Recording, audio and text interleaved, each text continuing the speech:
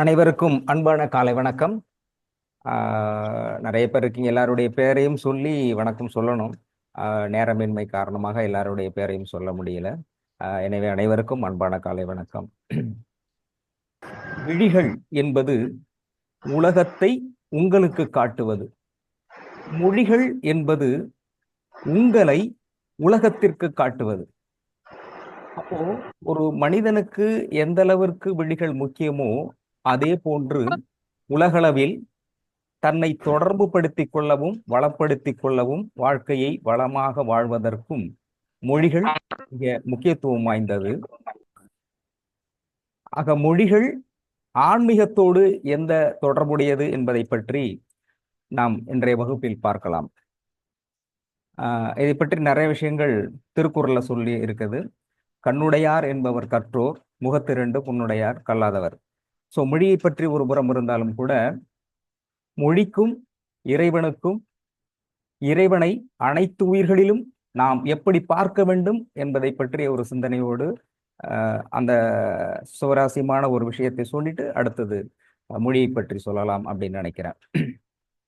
அதாவது இன்றைய தேதியிலிருந்து சுமார் 1400 ஆண்டுகளுக்கு முன்பு அபுதாபியில் சிவாலயம் கட்டு முடிக்கப்பட்டது.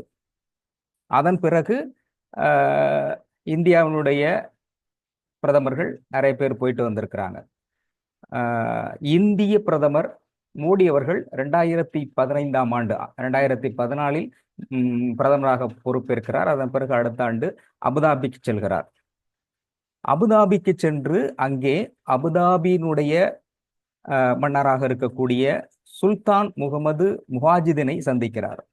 முஹாஜினை சந்தித்து பல்வேறு விஷயங்கள் பேசுகின்ற பொழுது மோடி அவர்கள் ஒரு கோரிக்கை, பிரதமர் மோடி அவர்கள் கோரிக்கை வைக்கிறார். இங்கே இந்து மக்கள் நிறைய பேர் வேலை பார்க்குறாங்க. இவங்களுக்கு வணங்குவதற்கு ஒரு கோயில் கட்ட வேண்டும் அப்படின்னு சொல்றாரு. கோயில் கட்ட வேண்டும் அப்படின்னு சொன்ன உடனே முஹாஜிதின் சொல்றாரு, கண்டிப்பா கட்டலாம். இப்போ கிறிஸ்டியன் அப்படின்னு சொன்னாக்க எல்லாருமே ஜீசஸ் அல்லது மாதா ரெண்டு தான். இப்போ முஸ்லீம் அப்படின்னு சொன்னா ஏக இறைவன் அல்லாஹ். ஆனால் இந்து அப்படின்னு நீங்க சொல்கின்ற பொழுது எந்த கடவுளுடைய கோயிலை கட்டுவது அப்படின்னு கேள்வி கேட்கிறாரு. அப்படி கேள்வி கேட்கும்போது அவரோடு உடன் இருக்கின்ற அவருடைய பிஏ துர்காராவ் அட்டகாசமா ஒரு பதில் சொல்றார். அந்த பிஏ பொசிஷன், ஒரு தலைவனுக்கு அடுத்த கட்டத்தில் இருக்கின்ற அந்த தன்மை இருக்குது, தலைமை பண்புடைய தன்மை பல கட்டங்களில் தலைவனையும் வழிநடத்தக்கூடிய அளவிற்கு மிகச்சிறந்த ராஜதந்திரியாக இருப்பவர்கள் தான் அந்த இடத்திற்கு மிகச் சரியானவர்களாக இருப்பார்கள். உடனே அந்த இடத்துல அவர் கிராஸ் பண்ணி சொல்றாரு, அருமையான வார்த்தையை போடுறார். அவர் பிறையை தன்னுள் சூடிய இறைவன். அவருக்கு என்னன்னா பல மொழிகளில் தெரியும். துர்காராவ் அவர்களுக்கு பல மொழி தெரியும். அராபி தெரியும், இங்கிலீஷ், தமிழ், ஹிந்தி, பார்சி உள்ளிட்ட ஏறத்தாழ 10 மொழிகளுக்கு மேற்பட்ட புலமையை பெற்றவர். எனவே அரபு மொழியில அவர் சொல்றாரு, பிறையை சூடிய இறைவனை அவனுடைய ஆலயத்தை வைக்கலாம், சிவாலயத்தை கட்டலாம் அப்படிங்கிறாரு. இந்த இடத்துல மதிநுட்பத்தை பார்க்கணும். சூலாயுதம் வைத்திருக்கக்கூடிய இறைவன் அப்படின்னு சொல்லலாம். சூலாயுதம்னா அவர் யோசிப்பார், சூலாயுதம்னா என்ன, அது ஏன் அவர் வச்சிருக்காருன்னு கேள்வி கேட்பார். அவரை ஏன் இங்கே வைக்கணும் அப்படின்னு. அடுத்தது பாம்பை கழுத்தில் சுற்றிய அப்படின்னு சொல்லலாம். அப்படின்னாலும் அவர் ஏன் பாம்பு சுத்துறவங்களே வைக்கணும் அப்படின்னு.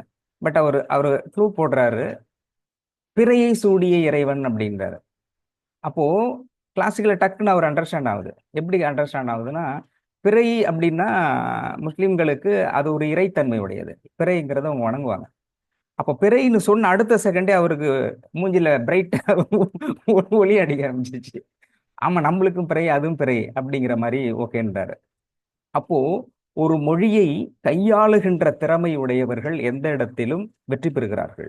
மொழியை கையாளுகின்ற ஆளுமை தன்மை இருக்கு இல்லையா, மொழியை கையாளுவது அப்படிங்கிறது, எந்த இடத்தில் யாரிடம் எப்படி பேச வேண்டும் அப்படிங்கிறது. இதே சீக்வன்சி ஒரு அரசர் இருக்கிறார். ஒரு அரசர் இருக்கும் பொழுது ஒரு ஜோசிகார் இருக்கார். ஜோசிகார்ட்ட சொல்றார், அவர் பார்க்க சொல்றார், அரசர் என்னுடைய ஆயுட்காலம், வளர்ச்சி இதெல்லாம் கொஞ்சம் பார்த்து சொல்லுங்க அப்படின்னார். அவர் மிக துல்லியமாக சரியாக கணிக்கக்கூடியவர், உண்மையை சொல்லக்கூடியவர். நம்மள மாதிரின்னு வச்சுங்க, டப்புன்னு என்ன பண்ணிட்டாரு, அவர் அதிகபட்சம் 2 வருஷம் தான் உயிரோட இருப்பார். அதனால ஓப்பனா என்ன பண்ணிட்டார், ஓப்பன் டிக்ளரா மன்னரை தவறாக எடுத்துக்கொள்ளக்கூடாது. நீங்கள் அதிகபட்சமாக 2 வருஷம் தான் இருப்பீங்க, அதுக்கப்புறம் இருக்க மாட்டீங்க அப்படின்னு மன்னருக்கு கோவம் வந்துருச்சு. என்னது 2 வருஷம் தான் இருப்பேனா? முதல்ல இவனை போய் ஜெயிலில் தூக்கி போடுங்க, அடுத்த நாளே இவருக்கு வந்து தூக்கு தண்டனை கொடுங்கன்ட்டார். கோவம் வந்துருச்சு, 2 வருஷம் தான் உயிரோட இருப்பான் அப்படின்னு. யாருக்கும் அது பிடிக்காது இல்லையா? உண்மை சொன்னாலும் பிடிக்க, தூக்கு தண்டனை கொடுங்க அப்படின்ட்டாரு. அடுத்தது இன்னொரு ஜோசிக்கார், அவரு கூப்பிடுறாரு. இவருக்கு தண்டனை கிடைச்ச உடனே அவரு உஷாராயிட்டாரு. அவரு உஷாராயிட்டாருன்னா சரி என்னோட இதை கணிச்சு சொல்லுங்க அப்படின்னு அவர் உடனே சொல்ல, உடனே வந்து கால்குலேஷன் போட்டாரு. கால்குலேஷன் போடும்போது வெரி கிளியர், 2 வருஷம் தான். யார் பார்த்தாலும் உண்மையை எத்தனை பேர் பார்த்தாலும் ஒரே மாதிரி தானே இருக்கும். அவர் கால்குலேஷன் போடுறாரு, 2 வருஷம் தான் இருக்கு. அவர் இப்படி யோசிக்கிறார். அவரை பார்க்குறாரு, இங்கே போடுறாரு, கால்குலேஷன் போட்டோன்னே மன்னர் கேட்குறாரு, என்ன ரொம்ப நேரம் டைம் எடுத்துக்கிறீங்கன்னு. இல்லை, இந்த ராகு கேது இவங்க எல்லாம் அவங்க வீட்டிலேருந்து ஷிஃப்ட் பண்ணி கொஞ்சம் ரெண்டல் கிண்டல்லாம் மாற்றி விட்டு இவன் வேற டைவர்ஷன் பண்ணி எப்படி இருக்குன்னு பார்க்கலாம். உங்களோட நீண்ட, அவருக்கு கரெக்டாக சொல்ல, நீண்ட ஆயுள்னு சொல்ல, நீண்ட சந்தோஷத்தை கொடுக்கக்கூடியது என்னென்னலாம் கால்குலேஷன் பண்ணுறேன். ரைட் ரைட் ரைட், பார் பார் பார், ஏற்கனவே ஒருத்தன் உள்ளே போயிருக்கான், நீ தப்பிச்சிக்க அப்படின்னு பார்க்க சொல்றாரு. பார்க்குறாரு. பார்த்த உடனே அவர் அழகா சொல்றாரு. வார்த்தையை எந்த மாதிரி பிரயோகப்படுத்துறாருன்னா, அதாவது ஒரு பையன் இருக்கா, ஒரு 23 24 வயசுல பையன் இருக்கான், பொண்ணு இருக்கு. இந்த ஒரு 4 5 மாதத்திற்குள் உங்களுடைய மகனுக்கும் மகளுக்கும் அடுத்தடுத்ததாக உடனடியாக திருமணம் செய்ய வேண்டும் அப்படின்றாரு. நல்ல ஐடியா, நல்ல idea, very good very good அப்படின்னு. அடுத்த ஓராண்டிற்குள் நீங்கள் தாத்தாவாகி விடுவீர்கள், அவர்களுக்கு குழந்தை பிறக்கும் அப்படின்னா. வெரி குட் வெரி குட், நான் தாத்தா ஆயிடுவேன், குழந்தை பிறக்கும், கிரேட் அசம்ப்ஷன். அப்போ இதை நீங்க உற்சாகமாக கொண்டாடுவீர்கள், திருமணத்தை உற்சாகமாக கொண்டாடுங்க, ரொம்ப சந்தோஷமா இருக்கும். உங்களுக்கு இருக்கிற சொந்த பந்தம், நாட்டில் இருக்க அத்தனை பேருக்கும் மிகப்பெரிய தடபுடலா விருந்து வைப்பீங்க, சந்தோஷமா இருப்பீங்க. அதுக்கப்புறம் பேரம்பத்தி பிறந்தா அதுக்கப்புறம் சந்தோஷமா இருப்பீங்க. ஆக நீங்கள் ஒவ்வொரு ஆண்டுகள், அவன் சொல்றாரு, அதுக்கப்புறம் நீங்க குறைந்தபட்சம் 2 ஆண்டுகள்லாம் எவ்வளவு சந்தோஷமா இருக்க முடியுமோ அவ்வளவா சந்தோஷமா இருப்பீங்க. போதும் போதும். அதுக்கப்புறம் சொல்ற நாடு விரிவுபடுத்தப்படும், நீங்க நிறைய இடத்துல போவீங்க, நிறைய ஜெயிப்பீங்க அப்படி கிட்ட சொல்லிருக்கான். போதும் போது, இதுக்கு மேல நம்மளால காசு கொடுக்க முடியாது, ஸ்டாப் பண்ணி, சந்தோஷமா இருப்பேனா, ஓகே அப்படின்னு உடனே நிறைய பொன்பொருள்லாம் கொடுத்து அப்ரிஷியேட் பண்றாரு. கவனிக்க வேண்டிய செய்தி என்னன்னா, 2 பேருமே ஒரே செய்தி தான் சொல்றாங்க. மன்னன் ஆயுட்காலம் 2 ஆண்டு, இதுதான். இதை வந்து முதல்ல சொல்றவர் எப்படி சொல்றாருன்னா ஸ்ட்ரைட்டா சொல்றாரு, 2 ஆண்டுகள் அப்படின்றாரு. ஆனால் அடுத்தவன் சொல்றான், அதே 2 ஆண்டுங்கிறத அப்படி சொல்லாம 2 ஆண்டுகளுக்குள் அவருக்கு என்னென்னலாம் அவர் செய்ய முடியும், அவரால் எப்படியெல்லாம் மகிழ்ச்சியாக இருக்க முடியும், எப்படி மகிழ்ச்சியை தக்க வைத்துக் கொள்ள முடியும் அப்படிங்கிற விஷயத்த இன்டைரக்டா கொடுக்கிறார். அப்போ இதுதான் மொழியை எப்படி கையாளுவது என்கின்ற செய்தி. அந்த மாதிரி எந்த இடத்தில் யாரிடம் எப்படி பேச வேண்டும் என்கின்ற மொழி. எப்பயுமே ஜாதகம் அப்படிங்கிறது கேட்கறவங்களுக்கு சாதகமா சொல்றது தான். அதனால் ஒளி வழிகாட்டும் ஒளி ஜாதகம் அப்படிங்கிறது. பட் இருந்தாலும் சொல்லக்கூடியவர்கள் உண்மையை அவர்கள் ஏற்றுக்கொள்கின்ற அளவிற்கு சொல்லணும், அதுதான் ஜாதகம் அப்படிங்கிறது. பட் இந்த இடத்துட்டு நான் சொல்றது, பிரதமர் மோடி அவர்களுடைய பிரைம் மினிஸ்டர் துர்கா ராவ் மிக அழகாக சொல்றார், பிறை சூடிய இறைவன், அவருடைய ஆலயத்தை கட்டுங்கள், சிவாலயத்தை கட்டுங்கள் அப்படின்னு சொல்றார். அப்போ ஏற்றுக்கொள்கின்ற போது சுல்தான் முகமது முஹாஜிதீன் கேட்கிறாரு, சரி நீங்க சொல்றீங்களே, இதனுடைய சிறப்பு அப்படின்னு ஒன்று இருக்கும் இல்லையா, அதை பற்றி சொல்லுங்கள் என்று சொல்லுகின்ற பொழுது துர்காராவ் சொல்லுகின்றார், நமச்சிவாய வாழ்க, நாதன் தாழ் வாழ்க, இமைப்பொழுதும் இந்த இந்த வாசகத்தை அபுதா அராபியில் சொல்றார். இமைப்பொழுதில் என் நெஞ்சில் நீங்காதான் தாழ்வாழ்க, கோகழி ஆண்ட குருமனிதன் தாழ்வாழ்க, ஆகமம் ஆகி நின்ற அன்னிப்பான் தாழ்வாழ்க. கோட்ஸ் கடைசியில் அவர் சொல்ற விஷயம், ஏகன் அநேகன் இறைவனடி வாழ்க அப்படின்னு சொல்லும்போது அப்ப கேட்கிறாரு, அதுக்கு என்ன பொருள் அப்படின்னு கேட்ட பொழுது, ஏகன், ஏகன் என்றால் இறைவன் ஒருவன், ஏகன் ஒரே ஒருவன், உலகத்தில் அண்ட சராசரம் முழுவதற்கும் அனைத்து உயிர்களுக்கும் ஒரே இறைவன், ஏக இறைவன். ஏகன் என்றால் ஏக இறைவன்.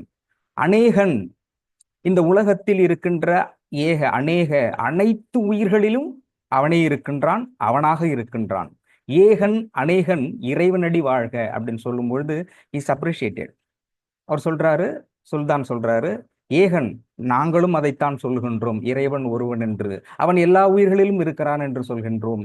அது ரொம்ப பிடிச்சிருக்கு. இது யார் சொன்னது, எங்கிருந்து சொல்லப்பட்டது என்கின்ற பொழுது துர்காராவ் சொல்கிறார், இது மாணிக்கவாசகர் எழுதிய நூல். மாணிக்கவாசகர் எழுதுகிறார். அவர் திருவாசகம் என்ற நூலில் இருந்து எடுக்கப்பட்டது மாணிக்கவாசகர் சொல்கிறார் என்று இந்த செய்தியை அங்க அவருக்கு சொல்றாரு. வேற என்ன சிறப்பான செய்தியில் இருக்க முடியும் போது அப்போ அவர் திரும்பவும் கோட் பண்றாரு. தென்னாடுடைய சிவனே போற்றி எந்நாட்டவர்க்கும் இறைவா போற்றி அப்படின்னு சொல்லிட்டு, தென்னாட்டில் இந்த இறைவனுக்கு பெயர் சிவன் என்றும், தென்னாட்டை தவிர மற்ற மதங்களிலும் மற்ற நாடுகளிலும் மற்ற மக்கள் எப்படி விரும்புகிறார்களோ அந்த பெயரில் இந்த இறைவனை வழிபடலாம். அது எந்த பெயராக வேண்டுமானால் இருக்கலாம். ஆக எல்லா மதங்களையும் கடந்து எல்லா உயிர்களிலும் நீக்கமற நிறைந்திருப்பவன் சிவன். அது நாங்க இந்த இடத்துல தென்னாட்டுல சிவன் சொல்றோம். நீங்கள் அல்லா என்று சொல்லலாம், மற்றவர்கள் ஜீசஸ் என்று சொல்லலாம், புதன், யார் எப்படி சொன்னாலும் இறைவன் ஒருவனே என்று சொல்லி முடிக்கும் போது அடுத்த செகண்டே சொல்றாரு, உடனடியாக இந்த கோயில் கட்டி முடிக்கப்படும் 2015 இருந்து உடனே பூமி பூஜை நடத்தப்படும். உங்களை நான் அந்த பூமி பூஜைக்கு அழைக்கிறேன் அப்படின்னு சொல்றாரு. உடனே அதே மாதிரி பூமி பூஜை போடப்படுகிறது. பிரதமர் துகாரா உள்ளிட்டவர்கள் அழைக்கப்படுகிறார்கள். ஒரு இஸ்லாம் கண்ட்ரியில் சிவாலயம் பிரம்மாண்டமாக கட்டப்படுகின்றது. அதற்கான அடிக்கல் பூமி பூஜை நடக்கின்ற பொழுது உலகம் முழுவதும் பார்வையாளர்களும் மீடியாக்களும் ரொம்ப அதிகமாக சூழ்ந்திருக்காங்க. அவங்க முறைப்படி, இஸ்லாமிய முறைப்படி சுல்தான் அவர்களும் அவருடைய மனைவி சஹாரா பேகம் எல்லாம் உள்ளிட்ட எல்லாருமே வர்றாங்க. வருகின்ற பொழுது சஹாரா பேகம் அவருடைய அந்த இஸ்லாத்தினுடைய வழிபாட்டின் முறைப்படி தலையிலே ஒரு சந்தன பெட்டியோடு பட்டு துணியை போர்த்தி அழகாக எடுத்து வருகிறார். எடுத்து வருகின்ற போது எல்லாருமே நார்மலா வரும்போது இருக்கிற பார்வை விட அவர்கள் அந்த தலையில் சுமந்து வருவதை அதிகமாக அட்டென்ஷன் வாங்குது. எல்லாருமே அதை தான் பார்த்துட்டு இருக்காங்க. அந்த இடத்துல கோயில் கட்டப்படுகின்ற இடத்துக்கு வர்றாங்க. வந்துட்டு எல்லாருமே இருக்கிறாங்க. பிரைம் மினிஸ்டர் உள்ளிட்ட மற்ற முக்கிய தலைவர்கள் எல்லாமே இருக்கிறாங்க. அந்த இடத்துல அந்த பெட்டியை இறக்குறாங்க. எல்லாருடைய ஃபோக்கஸாக அதுதான் இருக்கு. எல்லாருக்கும் அதுல பெட்டியில் என்ன இருக்கு, ஏன்னா அவர்களுடைய முறைப்படி இந்து முறைப்படி இவங்க சில விஷயங்கள் செய்யலாம், சம்பிரதாயங்கள் அடிப்படை சில விஷயங்கள் செய்யலாம். அங்க அராப் கண்ட்ரிஸ் இறைவன், ஏக இறைவன் அல்லாவை வணங்கக்கூடிய அவர்கள் குரானை ஓதலாம். அப்படிங்கும் பொழுது அந்த பெட்டியை திறக்கிறாங்க. திறக்கின்ற பொழுது அதில் இருந்த நூல் என்பது திருவாசகம், மாணிக்கவாசகர் எழுதிய திருவாசகம். இந்த திருவாசகத்தை பார்த்தா எல்லாருக்குமே ஷாக்கு, துகாராம் உள்பட அனைவருக்குமே ஷாக்கு. அப்ப கேட்குறாங்க, இது எதுக்கு வச்சிருக்கீங்கன்னு. அப்ப சொல்றேன், நாங்கள் என்ன முறையை பயன்படுத்துகின்றோமோ, அல்லாவை வணங்குவதற்கு எந்த முறையை நாங்கள் பயன்படுத்தி கொண்டிருக்கின்றோமோ அதே தன்மையும் அதே கருத்தையும் வலியுறுத்துகின்ற இந்த நூலுக்கு நாங்கள் மரியாதை கொடுக்கிறோம் அப்படின்னு சொல்றாங்க. இது 2015 நடந்தது. இது மட்டும் காலகாலமாக பல்வேறு இடங்களில் மொழியை பற்றியும் மொழியை எடுத்து ஆளுகின்ற திறமை பற்றியும், குறிப்பாக சித்தர்களும் இறைவனை சிவனை வழிபடுகின்ற இங்கு தமிழ் மொழியில் இருக்கின்ற அனைத்து புலவர்களும் அல்லது சிவனடியார்களும் அனைவருமே இறைவன் ஒருவன் அப்படின்னு சில நேரத்தில் சிவனை கோட் பண்ணாலும் சிவன் என்ற வார்த்தை எடுத்து விட்டால் அந்த இடத்தில் எந்த இறைவனையும் வைத்து கொள்ள முடியும்.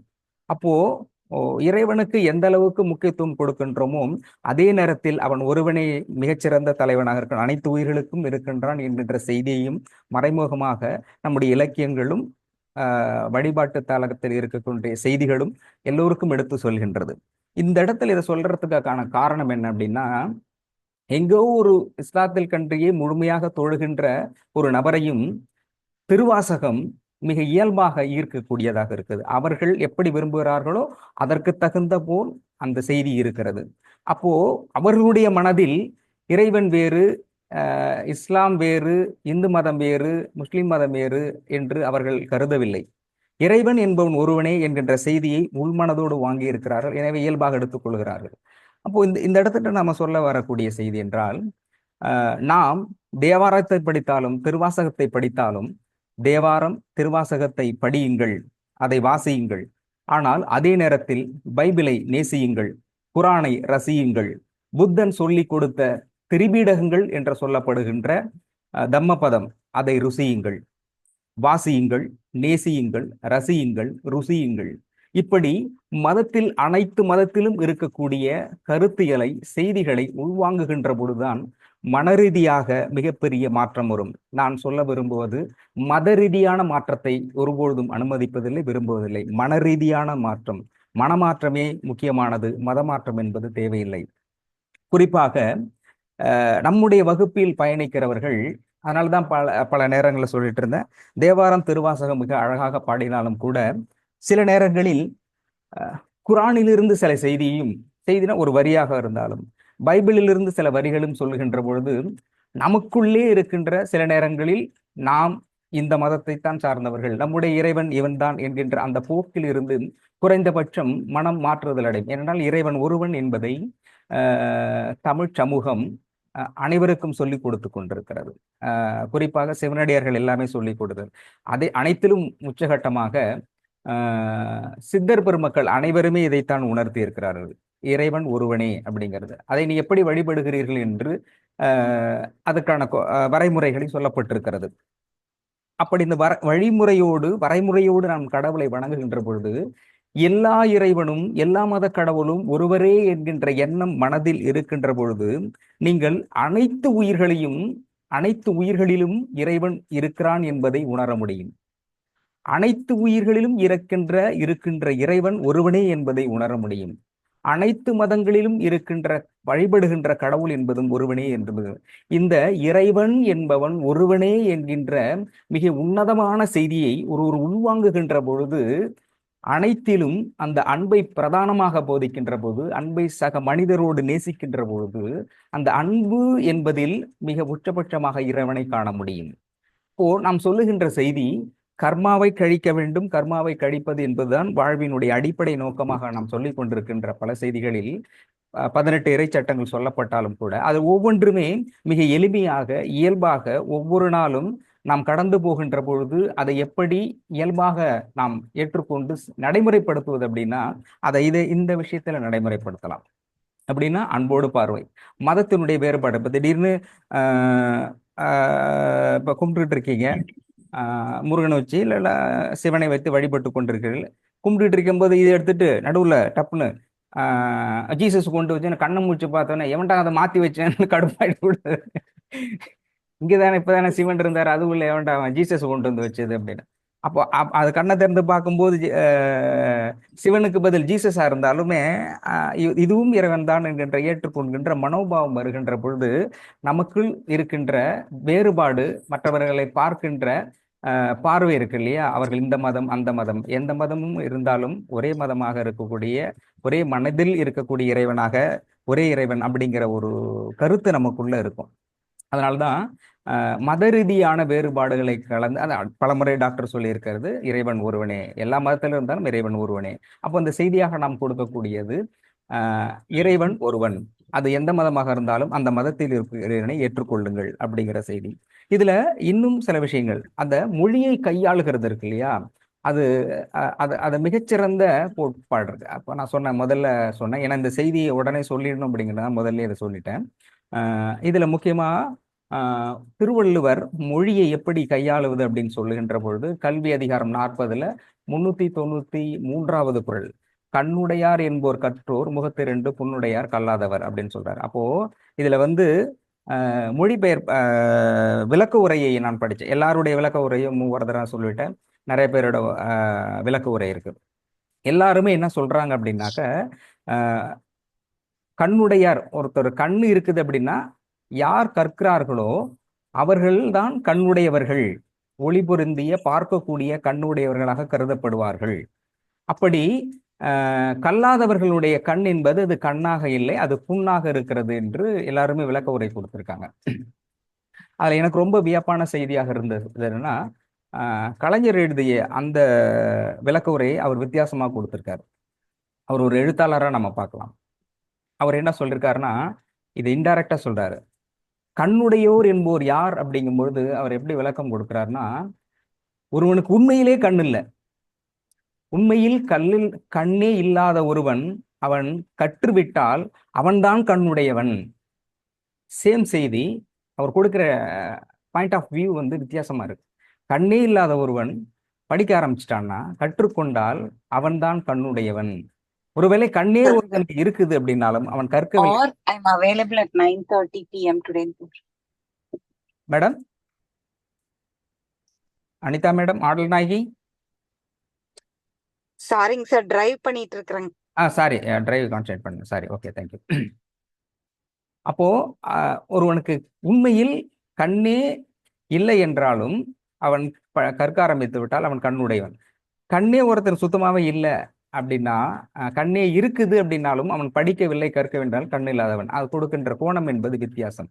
அப்போ மொழிநடையில் கோணத்தை எப்படி அணுகுவது, எப்படி புரிந்து கொள்வது, மொழியை கையாளுவது, புரிந்து கொள்வது, இந்த மொழியை புரிந்து கொள்வது இருக்கு இல்லையா, அதை புரிந்து கொள்வதும் மற்றவர்களோடு பேசுகின்ற பொழுதும் எதை எப்படி பேச வேண்டும் என்கின்ற கலை நயம் ஒருவருக்கு மிகச்சிறந்த ஆளுமையை எப்படி கொடுக்கும் என்றால், நீங்கள் இலக்கியத்தையும் கலைகளையும் கற்கின்ற பொழுது மட்டும்தான் கொடுக்கும். சப்ஜெக்ட் வைஸ்ங்கிறது உங்களுக்கு நாலேஜ் அது கொடுக்கும். ஆனால் ஒருவரோடு பேசுகின்ற பொழுது, ஒரு கருத்தியலை புரிந்து கொள்ளுகின்ற பொழுது, வித்தியாசமான கோணத்தில் வாழ்வியலோடு நீங்கள் வாழ்கின்ற பொழுது அதை இயல்பாகவும் அழகாகவும் உங்களுடைய சூழலுக்கேற்ப மனதை மாற்றிக்கொள்கின்ற திறனை கொடுப்பது என்பது இலக்கியங்கள். இலக்கியம் என்பது வாழ்வில் மிக முக்கியமானது. அதனாலதான் சொல்கின்ற பொழுது படியுங்கள், படியுங்கள். உங்கள் வாழ்க்கையில் அடிக்கடி படிச்சு உங்களுக்கு எதுவாக இருந்தாலும் படிங்கள், என்ன புக்காக இருந்தாலும் படிங்க.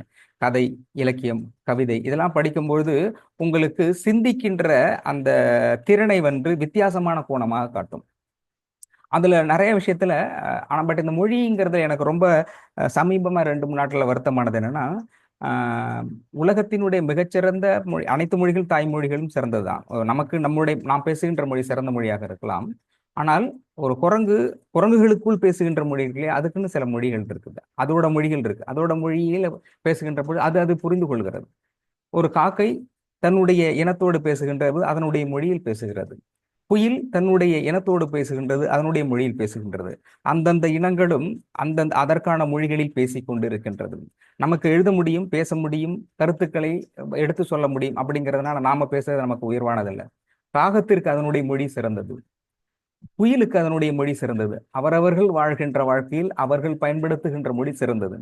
இப்படி இருக்கின்ற பொழுது 2-3 நாளுக்கு முன்னாடி பஞ்சாப் நேஷனல் பேங்க்ல போயிட்டு ஏடிஎம்ல கார்டு போட்டு பணம் எடுக்கிறது பார்த்தாக்க அதில் கோட்ஸ் கேட்டிருந்தாங்க, ஒன் இங்கிலீஷ் அண்ட் ஹிந்தி மட்டும் இருக்கு, தமிழ் இல்லை. நிறைய இதில் சொல்லியிருந்தாங்க ஏடிஎம்ல பேசும்போது தமிழ் இல்லை அப்படிங்கிறது. மாநில மொழிகளுக்கு அரசு முக்கியத்துவம் கொடுத்திருக்கலாம். ஏன்னா இங்குள்ள மக்கள் தமிழ் எழுத்துக்கூட்டி படிச்சு எடுக்கிறவங்களே இருக்கிறாங்க. இப்போ சப்போஸ் தமிழே எழுத்துக்கூட்டி படிக்கிறவங்க போய் எப்படி எடுக்க முடியும்? அப்போ அவங்க ஏடிஎம் பயன்படுத்துறதா இருந்தாக்க ஒன்று அவங்க இங்கிலீஷ் படிக்கணும் அல்லது ஹிந்தி படிக்கணும். அப்படி இல்லாமல் அந்தந்த மாநில மொழிக்கு முக்கியத்துவம் கொடுத்தா நல்லா இருக்குமோ அப்படிங்கிறது எனக்கு தனிப்பட்ட விருப்பமா இருந்தது. அதிலும் தமிழ் மொழி என்பது இறைவனால் போற்றி பாதுகாக்கப்பட்டு கொண்டாடப்பட்ட மொழி. உலகெங்கிலும் இருக்கிற எந்த நாட்டிலும் செல்கின்ற பொழுதும் தமிழினுடைய பெருமையை ஆன்மீக ரீதியாக உணர்ந்தவர்கள் நிறைய பேர் இருக்கிறாங்க. அதை விட எல்லாத்தை விட உலகத்துக்கு முழுவதும் வெளிச்சத்தை காட்டியது, தமிழை பற்றிய வெளிச்சம் மிகப்பெரிய ஜன்னலாக இருந்தது திருக்குறள். ஏன்னா மற்ற ஆன்மீக மற்ற கருத்துக்களை விட உலகம் முழுவதும் எடுத்து சொல்லப்பட்ட அதிகமானது திருக்குறள் தான். இப்போ தமிழ் மொழி பற்றிய தொன்மையும் இதில் உள்ள ஆழத்தையும் அதிகமான மக்களுக்கு உலகம் முழுவதும் எல்லா நாடுகளிலும் இருக்கக்கூடிய மற்ற நாடுகளில் இலக்கியங்களை பற்றியோ ஆன்மீகத்தை பற்றி தெரியுமோ தெரியாது, ஆனால் கண்டிப்பாக திருக்குறள் பற்றி எல்லாருக்குமே தெரியும். அப்போ உலகம் முழுவதும் காட்டிய அந்த திருக்குறள் இருக்கு இல்லையா, அந்த மொழியினுடைய வாசம், அதனுடைய நேசம், அதனுடைய ஆழம் மிக அதிகமாக இருக்கிறது. அப்படிங்கிறது குறைந்தபட்ச மொழிக்கு முக்கியத்துவம் கொடுத்திருக்கலாமோ அப்படிங்கிறது தனிப்பட்ட கருத்து. அதே நேரத்தில் நாம இப்ப எடுத்துக்க வேண்டியது மொழியை எப்படி ஆளுமையாக இருக்க வேண்டும். ஒரு விஷயம் பார்க்கிறோம் அப்படின்னா நிறைய திரைப்படங்கள் பார்க்கிறோம் அல்லது பொழுதுபோக்காக நிறைய பார்க்கிறோம், நிறைய பேர்கிட்ட பேசிக்கிட்டு இருக்கோம். அவர்களிடமிருந்து, அதாவது நேற்றைய தினம் ஆசிரியர் தினம்னு போட்டிருந்தாங்க, நீங்கள் கற்றுக்கொள்ள தயாராக இருக்கின்ற பொழுது ஒவ்வொரு நாளும் ஒவ்வொருவரிடமும் பல செய்திகளை கற்றுக்கொள்ளலாம். நீங்க எப்படி இருக்குங்கிற பொறுத்துதான். ஒரு கிளாஸ் செஷன்ஸ் வச்சு அதில் டீச் பண்ணி அதிலிருந்து எடுக்கப்படுவதுதான் கல்வி, அதிலிருந்து தான் கற்க முடியும் அப்படிங்கிறது அவசியம் இல்லை. அதில் குறிப்பாக தமிழில் சொல்லும்போது பாடசாலை, நான் பலமுறை சொல்லியிருக்கேன், பாடசாலை, பள்ளிக்கூடம் அப்படிங்கிறத பாடசாலை. அது பாடசாலைங்கிறது நீங்கள் சாலையில் நடந்து போகின்ற பொழுதே பல பாடங்களை கற்றுக்கொள்ள முடியும் என்பதைத்தான் பாடசாலையாக அதை வைத்திருக்கிறார்கள். பாடசாலை, சாலை முழுவதும் பாடம் நிறைந்திருக்கிறது. அதை கற்றுக்கொள்ளுகின்ற இடம், கற்றுக் கொடுக்கின்ற இடம்தான் பாடசாலை. பள்ளிக்கூடம் என்பது பாடசாலை. ஆக நீங்கள் கற்றுக்கொள்ள தயாராக இருக்கின்ற பொழுது மொழியை கற்றுக்கொள்ளுங்கள். எந்த மொழியாக இருந்தாலும் அந்த மொழியை கற்றுக்கொள்ளுங்கள். மொழியை எப்படி பயன்படுத்த வேண்டும் என்பதை கற்றுக்கொள்ளுங்கள். அப்படி கற்றுக்கொள்கின்ற பொழுது நீங்கள் உங்களுடைய வாழ்க்கை, சாதாரணமாக கணவன் மனைவிற்கான உரையாடல் இருக்கு இல்லையா, அதிலும் கூட எப்படி பேச வேண்டும் என்று இருக்கிறது. குழந்தைகளோடு பேச வேண்டும்ங்கிறது ரொம்ப முக்கியமானது. அதே போன்று மாமியார் மருமகளாக இருந்தும் பல உறவுகள் வந்து கெட்டு போனது வார்த்தைகளை சரியாக பயன்படுத்த முடியும். எந்த நேரத்தை எப்படி வார்த்தைகளை பயன்படுத்தணும் அப்படின்னு தெரியாதனால தான் பல உறவுகள் கெட்டு போயிருக்கிறது, பல உயிர்கள் பாதிக்கப்படுகிறது. வார்த்தையை ரொம்ப அழகாக பயன்படுத்தி எந்த நேரத்தில் எப்படி பேச வேண்டும் என்பதை மிக சரியாக ஒருவர் கற்றுக்கொண்டால் பெரும்பாலும் உறவுகளுக்கு பிரச்சனையே வராது. உறவுகளுக்கு பிரச்சனை இந்த வார்த்தைகளை பயன்படுத்துறதுல தான் இருக்கு. அதனால்தான் பல விஷயங்களை நாம் கற்றுக்கொள்ளணும். வார்த்தையை எப்படி பயன்படுத்தும், யாரிடம் எப்படி பயன்படுத்த வேண்டும் அப்படிங்கிறது. நிறைய இலக்கியத்துல பட்டிமன்றம் இதெல்லாமே நம்ம நிறைய பார்த்துருக்கேன். நிறைய பார்க்கின்ற பொழுது ஆஹ், ஒரு பட்டிமன்றத்தோட ஜட்ஜ்மெண்ட்டுங்கிறது எனக்கு ரொம்ப இப்பவும் வியப்பானதற்கு வித்தியாசமா வருது. அதுல எப்படின்னா கோவலன் கண்ணகியை பற்றிய கதை கதை இருக்குது. அதுல வந்து டிபேட் எப்படி எடுக்கிறாங்க, பட்டிமன்றத்தோட தலைப்பு கற்பில் சிறந்தவள் கண்ணகியா மாதவியா அப்படின்னு கேட்குறாங்க. கற்பில் சிறந்தவள் கண்ணையா மாதவியான்னு டிவைட் ரெண்டு பேருக்கும் ரெண்டு தரப்பிலும் பயங்கரமா பேசிக்கிறாங்க, பயங்கரமா மோதிக்கிறாங்க. அப்படி பேசிக்கொள்ளுகின்ற பொழுது ஜட்ஜ்மெண்ட் சொல்றாரு. ஜட்ஜ்மெண்ட் சொல்லும்போது கண்ணகி கற்பில் சிறந்தவளா மாதவி கற்பில் சிறந்தவளா அப்படின்னு சொல்லுகின்ற பொழுது அவர் சொல்றாரு, கற்பு எனப்படுவது இந்த இடத்துல ஒரு மனைவியாகப்பட்டவள் தன் மனதாலும் சொல்லாலும் செயலாலும் யாரை கடைசி வரை கணவன் என்று உறுதியோடு ஒருவரையே நினைத்து கொண்டிருக்கிறார்களோ அவரே கற்புடையவர். அப்படி பார்க்க போனா கண்ணகி தன்னுடைய மனதாலும் சொல்லாலும் செயலாலும் தன்னுடைய கணவன் கோவலன் என்பதை மட்டுமே மனதில் உள்வாங்கி அவள் வாழ்ந்து கொண்டிருக்கிறார். அப்ப சொல்றாரு, அப்போ சிறந்த கற்புடையவள் அப்படின்னா அது கண்ணகிதான். அதே நேரத்தில் மாதவி எடுத்துக்கொண்டால் மாதவியும் தன்னுடைய மனதால் சொல்லால் செயலால் தன்னுடைய கணவன் என்பவன் கோவலன் தான் என்று வாழ்ந்து கொண்டிருக்கிறார். அப்போ இவரும் எப்படி பண்றாருன்னா இவருக்கு ஒரே கணவன் அப்படிங்கிறதோட தான் இவரும் வாழ்றார். அப்போ இவரும் சிறந்தவள். அப்போ கூற்றுப்படி கற்பு என்ற கூற்றுப்படி கண்ணகியும் தன்னுடைய ஒரே கணவன் என்று கோவலனை நினைத்து வாழ்கிறார். அதுல அவர் மாற்று கருத்து இல்லை, அவள் சிறந்த கற்புடையவர். மாதவியும் தன்னுடைய ஒரே கணவன் என்று கோவலனை மட்டுமே நினைத்துக் கொண்டிருக்கிறார், அது என்ற மாற்று கருத்தும் இல்லை அப்படின்னு சொல்லிட்டு சொல்றாரு, இருவருமே கற்பில் சிறந்தவர்கள், கற்பிழந்தவன் கோவலன் அப்படின்னு முடிக்கிறார். அப்ப கற்பு யாரிடம் இல்லை? கோவலனிடம்தான் இல்லை. ஏனென்றால் கோவலன் தன்னுடைய ஒரே மனைவி என்று தன்னுடைய மனதாலும் சொல்லாலும் செயலாலும் யாரை நினைத்திருக்கிறார்னா கண்ணகியும் நினைச்சிட்டு இருக்க, இருந்தாலும் டபுள் கேம் ஆடுறான். கண்ணகியும் நினைச்சிட்டு இருக்கிறாரு, மாதவியும் நினைச்சிட்டு இருக்காரு. எக்ஸ்ட்ரா பீட்டிங் என்னன்னு கதையில வரல, பட் நமக்கு சொன்னது வந்து இது ரெண்டும் தான் சொல்லியிருக்காங்க. அப்போ இவர் சொல்றாரு, கற்புடையவள் அப்படின்னு நீங்க வந்து டிபேட் எடுக்கிறீங்கன்னா ரெண்டு பேருமே அவங்க கரெக்டா தான் இருந்திருக்காங்க. அந்த இடத்துல மிஸ்மேட்சிங் ஆனது அப்படிங்கிறது கோவலன் தான். அப்போ கற்பு இழந்தவன் என்கின்ற சொல்லை அவர் பயன்படுத்துகிறார் இந்த ஜட்ஜ்மெண்ட். கற்பு இழந்தவன் அப்படின்னா அது கோவலன். ஸோ இந்த இந்த செய்தி இருக்கு இல்லையா, இந்த ஜட்ஜ்மெண்ட்டுங்கிறது எனக்கு ரொம்ப பிடிச்சிருந்தது. நிறைய பேட்டி பட்டிமன்றங்கள் நிறைய பார்த்தாலும் கூட இது வந்து எனக்கு ஒரு முக்கியமான புரிதலையும் ஒரு வித்தியாசமான கோணத்தையும் கொடுத்திருந்தது. ஆக இப்படியும் ஒரு விஷயத்தை யோசிக்கலாமா அப்படின்ற யோசிப்பதற்கு நிறைய செய்திகள் இருக்கிறது, சின்ன சின்ன செய்திகள் இருக்கு. ஒரு குழந்தை பேசுகின்ற பொழுது கூட அதிலிருந்து நீங்கள் கற்றுக்கொள்ளலாம். நீங்க அதை தான் சொல்றேன், கற்றுக்கொள்வதற்கு நீங்கள் தயாராக இருந்தால் தினந்தோறும் உங்களை சுற்றி பல பாடங்கள் இருந்து கொண்டிருக்கிறது. அதை சொல்றது என்னோட பையன் வந்து கவின்மதி ஃபர்ஸ்ட் ஸ்டாண்டர்டு ஹேண்ட் ரைட்டிங் எழுதிட்டு இருந்தான். ஃபர்ஸ்ட் ஸ்டாண்டர்ட் எல்கேஜி யூகேஜியில் ஏபிசிடி எழுதிட்டு இருந்தா, எழுத்துக்க சாமிச்சான் இருந்தது, கோணமானலாம் இருந்துட்டு இருந்து எழுதிட்டு இருந்தான். ஸோ அவன் வந்து ஹாப்பியாக இருக்கணும் அப்படிங்கிறதுக்காக நான் என்ன பண்ணேன், ரெட் கலரில் வந்து நல்லா பெருசாக 2-3 டிக்கை போட்டுட்டு வெரி வெரி குட்னு நீட்டாக எழுதினேன். எழுதுன உடனே பையன் சொல்கிறான், அவனு என்னப்பா நடுவில் அசிங்கமாக எழுதிட்டீங்கன்ற.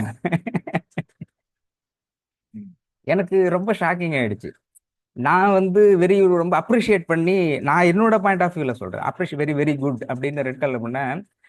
அவனுடைய பார்வையில் அவன் குழந்தை, அவனுடைய பார்வையில் அவன் எழுதிருக்கான், நான் கரெக்டாக தானே எழுதியிருக்கேன், ஓரமாக தானே எழுதணும், நடுவில் போய் ஏன் கிறுக்கி வச்சிருக்கீங்க, நடுவில் போய் டிஸ்டர்ப் பண்ணி வச்சிருக்கீங்க, எழுதுறதா இருந்தால் ஓரமாக தானே எழுதணும் அப்படிங்கும்போது அதனுடைய பார்வை இருக்கு இல்லையா, அது ரசிக்கும்படியாக இருக்கிறது. இது மாதிரி நம்மை சுற்றி ஆயிரக்கணக்கான பாடங்கள் நிகழ்ந்து கொண்டே இருக்கும்.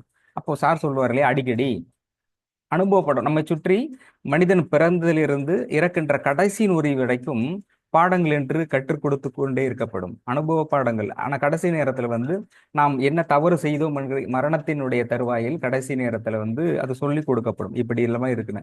அப்ப அந்த நேரத்திலும் நீங்கள் ஏதாவது ஒண்ணு கற்றுக்கொண்டு மன்னிப்ப தயாராக இருக்கணும். அப்ப அந்த மரணத்தினுடைய இறுதி வாயில் அப்படின்னு இருக்கு இல்லையா, அதுல ஒரு செய்தி என்னன்னா, ஒரு குழந்தை பிறக்கின்ற 10 மாதம் அப்படின்னா, அதே மாதிரி இறக்கறதுக்கு முன்னாடி ஏற்கனவே சொல்லி இறக்கின்ற பொழுதும் 10 மாதம் கிட்டத்தட்ட ஆகும். அப்போ அப்போ ஒரு ஒரு ஃப்ரீக்குவன்சியா உடம்புல இருந்து மாறிக்கிட்டே இருக்கும். அப்போ மாறிக்கிட்டே இருக்கும் பொழுது ஏற்கனவே பலமுறை சொல்லியிருக்கேன். ஏன்னால் மரணம் என்பது ஆச்சரியப்படக்கூடியதோ பயப்படக்கூடியதில்லை. ஏன்னா எல்லாருக்குமே அது கட்டாயம் வந்தே தரும். அப்போ அதுல ஒரு புரிதல் வேண்டும். புரிதலை விடவும் அது எப்படி நிகழ்கிறது என்கின்ற ஒரு தெளிவு வேண்டும். நிகழ்வதற்கு முன்பாக நம்மை நாம் எப்படி தயார் செய்து கொள்ள வேண்டும் என்பது, அதை எப்படி வரவேற்க வேண்டும். நீங்க இப்போ விரும்பினாலும் விரும்பாட்டி ஐயோ வேணாம்னாலும் அது விட போறதே இல்லை, காலி காலி தான், பினிஷ் பாயிண்ட் அந்த இடத்துல முடியுது. அப்போ அதை புரிந்து கொள்ள வேண்டும். இப்போ நம்ம ஒரு ஊர்ல இருக்கோம், ஒரு ஊர்ல இருந்து இன்னொரு ஊருக்கு போறோம், டிராவல் பண்றோம், அந்த இடத்துல போய் தங்குறோன்னா அதுக்கு தகுந்த மாதிரியான என்விரான்மெண்ட்ல மனம் முதலில் ஏற்றுக்கொள்ள வேண்டும். எப்போ வந்து சைக்கலாஜிக்கலா மனம் ஏத்துக்கலையோ அப்பதான் வந்து டிராவலிங் வாமிட்டிங், சென்சஸ் டிசீஸ் எல்லாமே வரும். மன ரீதியாக எந்த ஒரு விஷயத்தை நீங்கள் ஏற்றுக்கொள்ளவில்லையோ அதில் உங்களால் இயல்பாக இருக்கவே முடியாது. ஃபர்ஸ்ட் மைண்ட் செட் நீங்க அந்த இடத்துல கொண்டு, இப்படி இந்த இடத்துல போறோம், இப்படி இப்படி இருக்கும் அப்படின்னு ஏறத்தாழ அதை நீங்க மனதில் உள்வாங்கி அந்த தகவமைப்பை ஏற்றுக்கொள்கின்ற மனப்பக்குவத்தில் வருகின்ற போதுதான் நீங்க அந்த அந்த இடத்துல வந்து அடாப்ட் ஆக முடியும், இல்லைன்னா முடியாது. அப்போ மரணம் என்பதும் நெகட்டிவா இருக்குது அப்படின்னு சொல்ல நினைக்க வேண்டாம். என்றால் இது உண்மை, இது யதார்த்தமான உண்மை. ஒவ்வொருடைய பயணத்தினுடைய ஓட்டம், இறுதி ஓட்டம்ங்கிறது அந்த இடத்துல தான் நிக்குது, ஃபுல் ஸ்டாப் இருக்கு. அப்போ அதை பற்றியான ஒரு புரிதல் இருக்கும். இப்போ மரணம் என்பது என்ன, எப்போது நிகழும், அதை எப்படி நாம் வரவேற்க வேண்டும் அப்படிங்கிற தனி சேஷன். நான் காலையிலேயே அதை எடுக்கக்கூடாது அப்படிங்கிறதுனால தான் அதை பத்தி நான் எடுக்கல. பட் இருந்தாலும் அது தேவையான ஒன்று.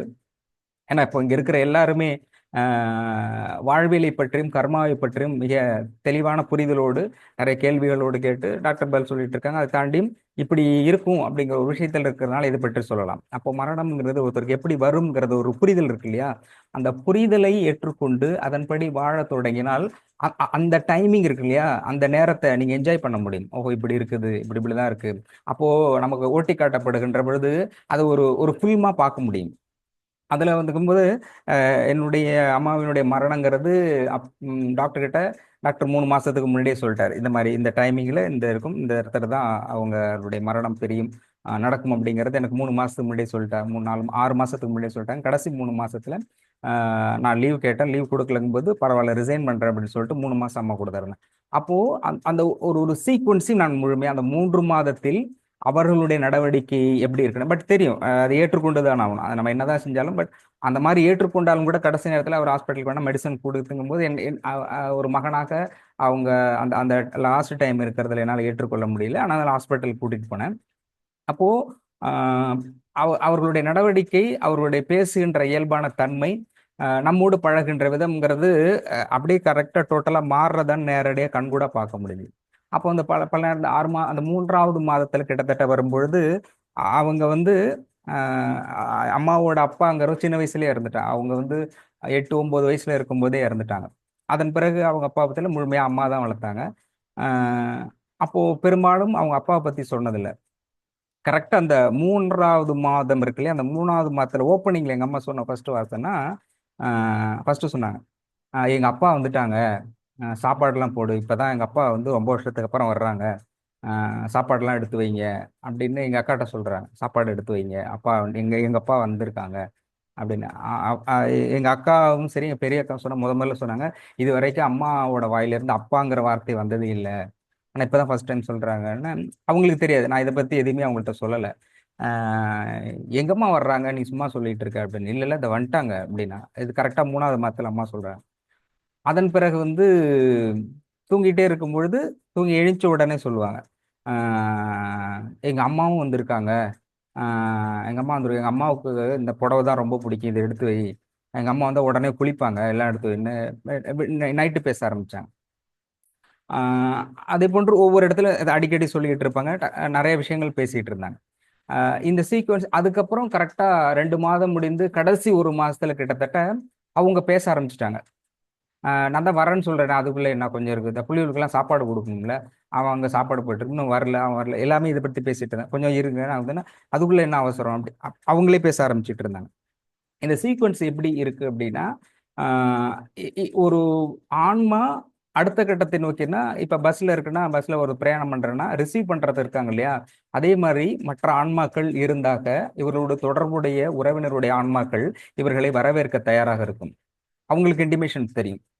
இந்த டயத்துல இந்த ஃப்ரீக்குவன்சில இந்த ஆன்மா வந்து விடைபெறுகிறது அப்படிங்கிறது தெரியும். அப்போ அவர்களுக்கு நெருக்கமானவர்கள், உறவுகள், அவருடைய ரத்த சம்பந்தப்பட்ட உறவுகள், மறுஜென்மம் எடுக்காத ஆன்மாக்கள் இருந்தா அவங்க ரிசீவ் பண்ணுவாங்க, சொல்லுவாங்க, இன்டிமேஷன்ஸ் கொடுப்பாங்க. இன்டிமேஷன் இன்டைரக்டா அது விசிபிளா நடக்கும். அப்போ அதே மாதிரி நம்மளுடைய அந்த ஆறா இருக்கு இல்லையா? ஆறாவில் வந்து அந்த ஹோல் ஓட்ட விழ ஆரம்பிச்சிடும் அந்த அந்த கடைசி சீக்வன்ஸில். அந்த கடைசி 1 மந்த்தில் கிட்டத்தட்ட இருக்கும்போது அவங்க டைரக்டா பேச ஆரம்பிச்சிருவாங்க. அது நமக்கு தெரியாது, இன்விசிபிளா அவங்களுக்கு அந்த சவுண்டு மட்டும் கேட்கும். சில டைம் விஷுவலா பார்ப்பாங்க. அப்போ அது பேசும்போது இது வந்து இயல்பாக நடக்கக்கூடியது. அப்போ அந்த மாதிரி நேரத்துல அந்த அட்டென்ஷன்ல இருந்து திரும்பி நார்மலா நம்ம கூட பேசுறாங்க இல்லையா? அதனாலதான் பல நேரங்களில் இந்த மாதிரி வயதானவர்களாக இருக்கக்கூடியவர்கள், இயல்பான வாழ்க்கையில் இருக்கக்கூடியவர்களுக்கு தேவாரமோ திருவாசகமோ அல்லது சில பேர், நிறைய பேர் பைபிள் படிக்கிறது நான் பார்த்துருக்கேன், குரான் பேசுறேன். அப்போ இந்த இந்த வசனத்தை சொல்றது இது இல்லாம அப்போ இறைவனை மட்டுமே நினைக்க முடியும். அந்த இடத்துல வந்து முக்கியமாக ஆன்மீக ரீதியாக இவைகள் எல்லாம் போதிக்கப்படுகிறது, சொல்லப்படுகிறது அப்படின்னாக்க, ஒருவருடைய கடைசி காலகட்டத்தில் நீங்கள் எதை நினைத்து கொண்டு இருக்கிறீர்களோ அதே நினைவோடு தான் அடுத்த பிறப்பு இருக்கும். அப்போ அந்த நேரத்திலும் தன்னுடைய குழந்தை, பையன், மருமக, பேத்தி, வீடு கட்டணும், கல்யாணம் பண்ணி வைக்கணும், பேர குழந்தைய பார்க்கணும், காது ஊத்தணும், மூக்கு ஊத்தணும், நாக்கு ஊத்தணும், இந்த கேரக்டர்லாம் யாரெல்லாம் நினைச்சிட்டு இருக்காங்களோ அதே சேம் டீப், அதே ஃப்ரீக்குவன்சி மாறவே மாறாது, அதே ஃப்ரீக்குவன்சி தான் அடுத்ததுல இருக்கும். அப்போ ஒருவருடைய ஆன்மீகத்தில் மிக உயர்ந்த தன்மையை, அடுத்த கட்ட தன்மையை அடைய வேண்டும் அப்படின்னு சொன்னாக்க, அப்ப என்ன நினைக்கணும்னா அவருடைய மனம் முழுதும் இறைவனை நோக்கி அல்லது ஆன்மீகத்தை நோக்கி இருக்கணும். அதனாலதான் வந்து கடைசி காலகட்டத்தில் அப்போல்லாம் வந்து இருக்கும்பொழுது சுத்தி வந்து புனித நூலை பற்றி வாசிக்கிறது, அதை பற்றி கருத்துக்களும் சொல்லும்போது அவங்களுடைய அட்டென்ஷன்ங்கிறது அதுல திரும்பி ஆன்மீகத்தை பற்றி நோக்கி இருக்கணும் அப்படிங்கிறது. இவ்வளவு ப்ராக்டிஸ், தியானம், இதெல்லாம் ப்ராக்டிஸ் இருக்கு இல்லையா? இதனுடைய உச்சகட்டமாக சொல்ல வருவது என்னன்னு சொன்னாக்க, ஆன்மீகத்தினுடைய போதனையில், தியானத்தினுடைய போதையில் உச்சகட்டங்கிறது, ஒரு ஆன்மா பெறுகின்ற பொழுது அந்த ஆன்மா முழுமையாக இறைவனை நினைக்க வேண்டும் அப்படிங்கிறதுக்காகத்தான் அந்த பிராக்டிஸ்ல மிக முக்கியத்துல இதுவும் ஒன்று. அப்ப கடைசி நேரத்தில் அந்த ஆன்மா பிரியுது அப்படிங்கிறது இண்டிகேஷன் தெரிஞ்சிச்சுன்னா, முழுமையாக ஆன்மீகத்தை இருக்கும் பொழுது அந்த நிலையில் உயிர் பெறுகின்ற ஒரு ஆன்மா அடுத்த பிறப்பு எடுக்கின்ற பொழுது நிச்சயமாக முழுமையாக ஆன்மீகத்தில் ஈடுபாடு உடைய ஆன்மாவினுடைய அடுத்த கட்டத்தை, ஆன்மீகத்தினுடைய அடுத்த கட்டத்தை, இறைநிலை அடைகின்ற அடுத்த கட்டத்தில் இருக்கக்கூடியதாக இருப்பார்கள். அதனாலதான் அந்த பிராக்டிஸ் அப்படிங்கிறதும் கடைசி நிலையில் ஒருவருக்கு கொடுக்கப்படுகின்ற அந்த போதனை என்பதும் ஆன்மீகம் சம்பந்தப்பட்டதாக இருக்கணும், உயர்நிலை சம்பந்தப்பட்டதாக இருக்கும், நல்ல விஷயங்களை பேசப்பட்டதாக இருக்கணும். அப்படி இருக்கும் பொழுது அப்படிதான் இருக்கணும். அது இன்னும் நல்ல ஃப்ரீக்குவன்சி. அதாவது நிலாவை பார்க்கின்ற பொழுது கிட்டத்தட்ட 2 வாரம் இல்லைன்னா மூக்கு மூக்கு பார்த்தா மூக்கு தெரியாது. அது நிறைய டீட்டெயில்ஸ் இருக்கு, அது நிறைய சீக்வன்ஸ் இருக்கு. ஏறத்தாழ ஒரு நூற்றுக்கணக்கான பாயிண்ட்ஸ் இருக்குது.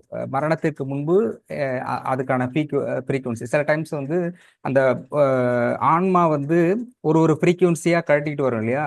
அதை வந்து சிலருக்கு வந்து ரொம்ப மைன்யூட்டா இருக்கிறவங்கள்ட்ட காது வச்சு கேட்டா அந்த சவுண்டே கேட்கும். அந்த ஒரு ஒரு சிலர், நான் ஏற்கனவே யாரோ ஒரு ஆன்மீகத்தில் இருக்கும்போது அவர் சொல்லும் பொழுது, ஒரு 18-19 வயசு இருக்கும் அவர். கேட்கும்போது அந்த நெஞ்சில காது வைக்கும்போது அவர் சொல்லியிருந்தார், கிரைண்டர் ஓடுற மாதிரி சத்தம் கேட்டுக்கிட்டே இருக்கு அப்படின்னா, கிரைண்டர் அந்த அளவுக்கு கேட்காது, மதிநுட்பமா கான்சென்ட்ரேஷனா மெடிடேஷன்ல இருக்கிறவங்களுக்கு கேட்கும். அந்த மாதிரி கேட்கும் பொழுது அந்த ஆன்மா வந்து ஆன்ம சுழற்சி, அந்த 10 மாதம் கிட்டத்தட்ட ஆன்ம சுழற்சி, அந்த அந்த சவுண்டு வேவ் லென்த் அதிகமா இருக்கும். அது ஒன்று ஒன்றா கழட்டிட்டோம், ஒரு ஒரு ஒரு ஃப்ரீக்குவன்சியா கழட்டிக்கிட்டே வரும். அப்ப கடைசி கடைசி ஆன்மா, அந்த அந்த கடைசி ஃப்ரீக்குவன்சி அப்படிங்கிறது அந்த உயிர், இப்படி சொல்ற பிராணாசக்தின்னு சொல்றோம் இல்லையா? கடைசிங்கிறது பிராணம். சுவாசத்தில் இருக்கிற அந்த கடைசி பிராணா பிரிகின்ற பொழுதுதான் நிற்கும். அதன் பிறகும் கூட அந்த உயிரோட்டமான ஃப்ரீக்குவன்சி கொஞ்சம் கொஞ்சம் படிப்படியா இருக்கும். ஆன்ம உடல் எரித்தாலும் கூட அந்த 16 நாட்கள் கிட்ட அந்த ஃப்ரீக்குவன்சிஸ்ங்கிறது, அந்த வைப்ரேஷன்ஸ்ங்கிறது மாறிட்டு அந்த 16வது நாளோட பினிஷிங் பாயிண்ட் அப்படிங்கிறது அந்த இடம் தான். உயிர் அப்படிங்கிறது சுவாசம்ங்கிறது கட் ஆகுறது பிராணசக்தி. இந்த பிராணசக்தி தான் உயிர்னது. ஆக்சிஜன் இல்லை, ஆக்சிஜன் தாண்டி உள்ள இருக்கக்கூடிய பிராணசக்தி. இந்த பிராணசக்தி முடிகின்ற பொழுது அந்த அந்த லாஸ்ட் மினிட்டுங்கிறது ஒரு ஒரு மில்லி மைக்ரோ செகண்ட் அந்த ஒரு சவுண்ட் இருக்கும். அப்போ ஏற்கனவே சயின்டிபிக்காக சொல்லணும்னாக்க இறக்கும் தருவாயில் இருக்கக்கூடிய நிறைய உடல்களை வந்து ஃபுல் அண்ட் ஃபுல் கன்ஃபார்மாக இறக்க போறாங்க அப்படிங்கும்போது அந்த மாதிரி இருக்கிறவங்களை டெஸ்ட் எடுத்தாங்க. அது ஃபுல்லாக ஒரு கிளாஸ் பெட்டியில வந்து டோட்டலி அரெஸ்ட், டோட்டல் அதுலேருந்து ஒரு சின்ன கேப் கூட ஃபுல்லாக அரெஸ்ட் பண்ணிட்டாங்க. அரெஸ்ட் பண்ணிட்டு டைட் பண்ணிருக்காங்க. டைட் பண்ணி போட்டு சுவாசத்தை கணிக்கும் போது லாஸ்ட் மினிட்ல அப்படி கணிக்கின்ற பொழுது ஒரு 10 பேர் கிட்டத்தட்ட அந்த மாதிரி வைக்கின்ற பொழுது ஏறத்தாழ ஒரு 6 பேருக்கு கிட்டத்தட்ட அந்த அந்த மாதிரி டைட்டா கிளாஸ் டைட்டா மூடி வச்சு அடைக்கப்பட்ட பெட்டியில் இருந்த மனிதர்களுடைய உயிர் பிரிகின்ற பொழுது அந்த கிளாஸ் இருக்கு இல்லையா, அது ஏதோ ஒரு இடத்துல விரிசல் வந்து இருக்குது அப்படிங்கிறத ஃபைண்ட் அவுட் பண்ணாங்க. அந்த மில்லி மைக்ரோ செகண்ட் இருக்கக்கூடிய அந்த ஃப்ரீக்வன்சி இருக்கு இல்லையா, அது வந்து வெளியே போகிறது அப்படின்னு எல்லாமே 10மே உடையில அதுல ஒரு 6 மேக்ஸிமம் பாயிண்ட் ஆஃப் வியூ ரீடிங்ல ரீட் அவுட் எடுத்திருக்காங்க. 10ல் 6 வந்து கிட்டத்தட்ட அந்த உடையுதுன்னு. அப்போ உயிர் அப்படிங்கிறது ஒரு ஃப்ரீக்வன்சில வெளியே போகிறது அப்படிங்கிற தன்மை இருக்கு. இது எப்படி இல்லை, அப்போ அந்த தன்மையாக இருக்கின்ற பொழுது நாம் எப்படி நடந்து கொள்ள வேண்டும்? அப்போ அடுத்த உயர்கட்ட எல்லாமேங்கிற பொழுது நம்ம சுற்றி இருந்தாலும் இன்னொரு இது ஆன்மீகத்தில் ரொம்ப அழகாக சில விதத்தை சொன்னாங்க. காடுகளில் இருக்கின்ற ஒவ்வொரு மரங்களும் தனித்தனியாகத்தான் இருக்கிறது. தோப்பிலே இருந்தாலும் ஒவ்வொரு மரமும் தனித்தனி மரம். இப்ப நம்ம இருக்கிறோம், நம்மை சுற்றி வந்து உறவுகள் நிறைய இருக்கிறாங்க. அம்மா அப்பா தம்பி தங்கச்சி குழந்தைகள் நிறைய பேர் இருக்காங்க, உறவுகளோடு இருக்கிறோம். ஆனால் உண்மையில் ஆன்மா என்பது தனித்துவம் வாய்ந்தது, தனியாகத்தான் இருக்கிறது. இப்போ இந்த காலகட்டத்தில் இந்த பிறவியில் நமக்கு இப்படிப்பட்டவர்கள் சுற்றி இருக்கிறார்கள். ஆனால் அடுத்த பிறவியில் இவர்கள் இப்போ உயிரோடு இருக்கிறாங்க, இவங்க வர மாட்டாங்க. ஏற்கனவே இருப்பவர்களோடு நாம் உறவுகளாக இருக்கிறோம், மாறி மாறி கொண்டு இருக்கிறோம். ஆக தொடர்ச்சியாக ஒரு பயணத்தினுடைய ஆன்மாவின் பயணம் அப்படின்னு நீங்க எடுத்துக்கிட்டீங்கன்னா ஒரு 100 ஆண்டுகள் 1000 ஆண்டுகள் அப்படின்னு ஆன்மாவினுடைய பயணத்தை எடுத்துக்கொண்டால் ஒவ்வொரு பிறவியின் பொழுதும் பல்வேறு உறவுகளோடு அவர்கள் தொடர்பு வைத்துக் கொண்டு அதற்கான கொடுக்கல் வாங்கல் அவர்களுக்கான அந்த கர்மாவை கழித்து கொண்டு நகர்ந்து கொண்டே இருக்கிறார்கள். ஆக ஆன்மா என்பது தனியானது, separate and as well as unique, தனித்துவம் வாய்ந்தது. அப்போ ஒன்று போகும்பொழுது தனிப்பட்ட முறையில், அதனால தான் நான் ஏற்கனவே சொன்னேன், உறவுகளையும் எவ்வளோ பாசமாக பந்தமாக அவர்களை நான் ஒரு திரைப்படமாக பார்க்க வேண்டும். இந்த திரைப்படமாக பார்க்கின்ற பார்வை அடுங்கிறது ஞானத்தினுடைய உச்சமாக அல்லது தொடக்கமாக நாம் எடுத்துக்கொள்ள முடியும். அப்படி இருக்கும்போது இவர்கள் வருவார்கள் போவார்கள், ஆனால் நாம் அப்படிங்கிறது அடுத்த பிறவி நோக்கி சென்று கொண்டே இருக்கிறோம். இந்த ஒரு புரிதலோடு ஒவ்வொருவரையும் அணுகின்ற பொழுது இந்த புரிதலோடு அணுகின்றது நிச்சயமா யாருக்குமே கவலை பிரச்சனை எதுவுமே வராது.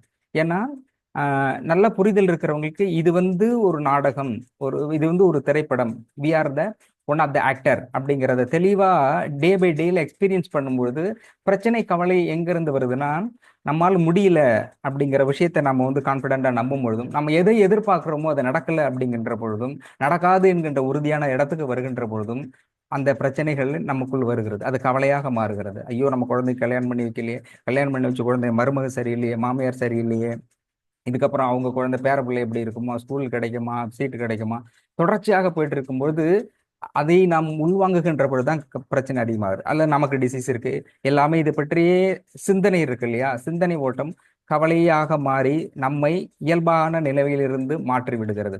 அப்படி இல்லாம இதை மட்டும் ப்ராக்டிஸ் பண்ணினா இது வந்து யாராக இருந்தாலும் சரி, அவங்க ஒரு பார்ட் வந்துட்டு போறாங்க. அவரவர்கள் இருந்தாலும் நாம் இல்லை என்றாலும் அவர்களுக்கான வேலை நடந்து கொண்டே இருக்கும். வெற்றிடத்தை காட்டு நிரப்பி கொண்டே இருக்கின்றபடி அவங்க இயல்பாக செஞ்சுக்கிட்டே இருப்பாங்க. அப்படிங்கிற ஒரு தன்மையை, ஒரு நிலையை நாம் எடுத்துக்கொண்டால் நிச்சயமாக இதிலிருந்து நாம் மாற முடியும்.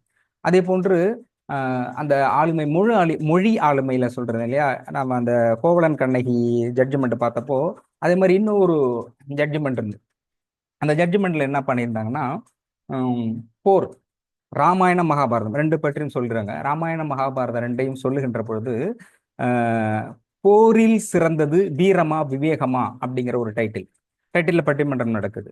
வீரம் அப்படின்னு சொல்லிட்டு சிலர் எடுக்கிறாங்க, வீரம் தான் சிறந்தது அப்படிங்கிற விஷயத்துல ரொம்ப கோட் அட்டாசமா போயிட்டு இருக்கு. இன்னொரு குரூப் வந்து இன்னொரு பட்டிமன்றத்துல எதிரணி என்ன சொல்றாங்கன்னா, விவேகத்தால் தான் ஜெயிக்க முடியும் அப்படிங்கிற பொழுது ஜட்ஜ்மெண்ட் அவர் கொடுக்குறாரு. ஜட்ஜ்மெண்ட் கொடுக்கும்பொழுது I like so very much. அந்த ஜட்ஜ்மெண்ட்டுங்கிறது ரொம்ப வித்தியாசமானது. அப்போ அவர் என்ன சொல்றாரு, ஒரு போரில் வெற்றி தோல்வியை தீர்மானிக்கிறது என்பது வீரமும் அல்ல விவேகமும் அல்ல, சூழ்ச்சிதான் ஒரு வெற்றியை தீர்மானிக்கிறது அப்படிங்கிற ஒரு ஜட்ஜ்மெண்ட் கொடுத்தார். It's really extraordinary. உண்மையாக உணர முடியுது. எப்படி ஒரு வீரம் தானே ஜெயிக்க முடியும், விவேகம் தானே ஜெயிக்க முடியும்னா, அப்போ அதே ராமாயணத்தையும் மகாபாரதத்தையும் அவர் கோட் பண்றார். ஒரு ஒரு போராக இருந்தாலும் அல்லது ஒரு வியூகமாக இருந்தாலும் நாம் வெற்றி பெறுகின்றோம் அப்படின்றால் வெற்றி பெறுவதற்கு முன்பாக ஒரு வியூகம் அமைக்கின்றோம். அப்ப வெற்றி பெறுவதற்கு முன்பாக எதிராளியை எப்படி வீழ்த்துவது என்கின்ற ஒரு சூழ்ச்சி என்பது எல்லா வெற்றிகளுக்கும் பின்னணியில் சூழ்ச்சி இருக்கும். அப்ப அவர்கள் எப்படி இன்டைரக்டா டைரக்ட் அப்படிங்கிறதுங்கிறது ரொம்ப ரேர் தான். அப்படி வெற்றி இல்லை. நீங்க இலங்கை போர் நடந்ததுன்னு பார்த்தாக்க டைரக்ட் டு டேர் வாருங்கும் பொழுது, அப்படி இருக்கும்போது பிரேமதாஸ் அவர்கள் வந்து ஜனாதிபதியா இருக்கும் பொழுதே எல்டிடி வந்து இலங்கையை கேப்சர் பண்ணக்கூடிய சூழல். அந்த டயத்துல தான் பீஸ் ஃபோர்ஸ் போய் அட்டாக் பண்ணாங்க. அதனாலதான் அவங்களுக்கு மிகப்பெரிய கோபம் வந்தது. அது பெரிய அது வேற சப்ஜெக்ட். பட் இருந்தாலுமே அந்த லாஸ்ட் வார் அப்படிங்கிறது டைரக்ட் டு டைரக்ட் வார் கிடையாது. அதற்கு முன்பு பல சூழ்ச்சிகளின் அடிப்படையில் தான் அது வீழ்த்தப்பட்டது. எல்லா போர்களையுமே அப்படி. அப்போ அது வந்து சொல்றாரு, இந்த போர்களை நீங்க பாத்தீங்கன்னா மகாபாரதத்தை எடுத்தாக்க நேருக்கு நேரடியாக இருந்தாலும் கூட கண்ண பரமாத்மா வந்து அவர் செய்கின்ற அந்த குழு கொடுக்கறது தான் எல்லாத்தையுமே டோட்டலாவே மாற்றி அமைக்கிறது. ராமாயணத்திலையும் அப்படிதான். அப்போ அவர் சொல்கின்ற செய்தி அப்படிங்கிறது, இது இது எதுக்காக இதை நான் சொல்றேன்னா, ஒரு கோணம். எப்போதுமே எல்லாருமே ஒரு விஷயத்த சொல்றாங்க, ஒரே மாதிரி சொல்றாங்க. ஆனாலும் ஒருவர் சொல்லுகின்ற செய்தி வித்தியாசமான கோர்வை, வித்தியாசமான தீர்வு அப்படிங்கிற பொழுது நம்மை வித்தியாசமாக யோசிக்க வைக்கிறது. அப்ப அவர் கொடுக்கிற ஜட்ஜ்மெண்ட், ஒரு போரினுடைய அல்லது ஒரு செய்கையினுடைய வெற்றி என்பது வீரத்தாலும் விவேகத்தாலும் அல்ல, அதற்கு பின்னால் சூழ்ச்சி என்பது இருக்கு. அதுதான் வெற்றிகிறது. சூழ்ச்சியே ஆட்சியை தருகிறது. ஒரு ஆட்சியினுடைய ஒரு பொறுப்பு இருக்கிறாங்களா, எவ்வளவு பெரிய விஷயம் வந்தாலும் சூழ்ச்சி அப்படிங்கிறது ஒன்று இருக்கு. அது தவறு, கர்ம ரீதியாக அது ஒரு தவறு. ஆனாலும் கூட அதே கர்ம ரீதியா மகாபாரதத்தில் அவர் செஞ்சிருக்கும் போது அது தவறாக இருந்தாலும் அதற்கான பனிஷ்மெண்ட்டை கண்ண பரமாத்மா ஏற்றுக்கொள்கிறார். ஆக அவர் சொல்லுகின்ற செய்தி இதுல நம்ம எடுத்துகின்றது மொழி ஆளுமை. எதற்காக இன்னொரு பாயிண்ட் ஆஃப் வியூ எடுத்துக்கிறோம்னா, எப்போதுமே ஒரு விஷயத்த நம்ம ஒரு இயல்பாக செஞ்சுட்டு இருக்கல, அது அதே மாதிரி செய்யாம வித்தியாசமாக செய்கின்ற பொழுது மூளை வந்து யோசிக்க ஆரம்பிக்கும். இப்போ சாதாரணமா நம்ம வீட்டிலே இருந்து ஒரு இடத்துக்கு போறோம், இல்லை ஆஃபீஸ் போறோம், ஒரு காய்கறி வாங்க போறோம்னா எப்போதுமே ஒரே ரூட்ல போறோம் இல்லையா? அதே மாதிரி ரூட்ல போகும்போது மனம் வந்து இயல்பாக பழகிடும். இப்படின்னா என்றால் இப்படிதான் போவான் அப்படிங்கிற மாதிரி அது மைண்ட் செட் ஆயிடும். ஆனால் அப்படி இல்லாம வேற ரூட்ல மாறி மாறி போகின்ற பொழுது இந்த மனம்ங்கிறது வேற எதை பற்றியும் யோசிக்காமல் அந்த புதுசா போறோம் இல்லையா, அதை பத்தி யோசிக்க இதுல என்ன இருக்கு என்ன இருக்குன்னு.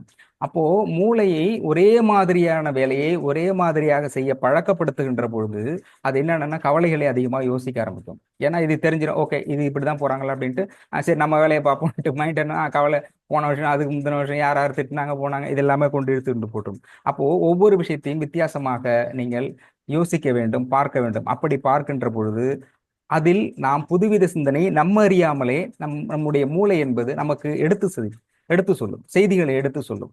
அப்போ கர்மாவை கழிப்பதில் என்கின்ற அந்த 18 இறைத்தட்டு இருக்கு இல்லையா, அதோட இன்க்ளூட் பண்றதுங்கிறது உங்களுடைய சிந்தனையை மாற்றி அமையுங்கள். சிந்தனை ஒரே மாதிரியான சிந்தனை இருக்கும்போது நீ ஒவ்வொரு நாளும் இது எப்படிலாம் சில டைம் சம்டைம்ஸ் சொல்லுவாங்க, நீங்க ரைட் சைடில் பிரஷ் பண்ணுங்க, லெஃப்ட் சைடை ட்ரை பண்ணி பாருங்க ஒரு நாள். கொஞ்சம் மாற்றி அந்த மாதிரி சின்ன சின்ன விஷயங்களை மாற்றி மூளை வித்தியாசமாக யோசிக்க ஆரம்பிக்கும் அப்படின்னு சொல்லுவாங்க. அப்போ இந்த செய்தியை தொடர்ச்சியாக வருகின்ற பொழுது இதுல நம்ம 2 செய்தியை இன்னைக்கு நம்ம சொல்லியிருக்கோம். ஒன்று, மொழியை ஆளுமைப்படுத்துதல், மொழியை எப்படி யாரிடம் எப்படி பேச வேண்டும் அப்படிங்கிற ஒரு உன்னதமான ஒரு செய்தியும், அதே மாதிரி இதுல வந்து சொல்லுவாங்க இறைவனை எப்படி நாம் காண முடியும் அப்படின்னா, துவைதம் அத்வைதம் அப்படின்னு 2 இருக்குது. துவைதம் என்றால்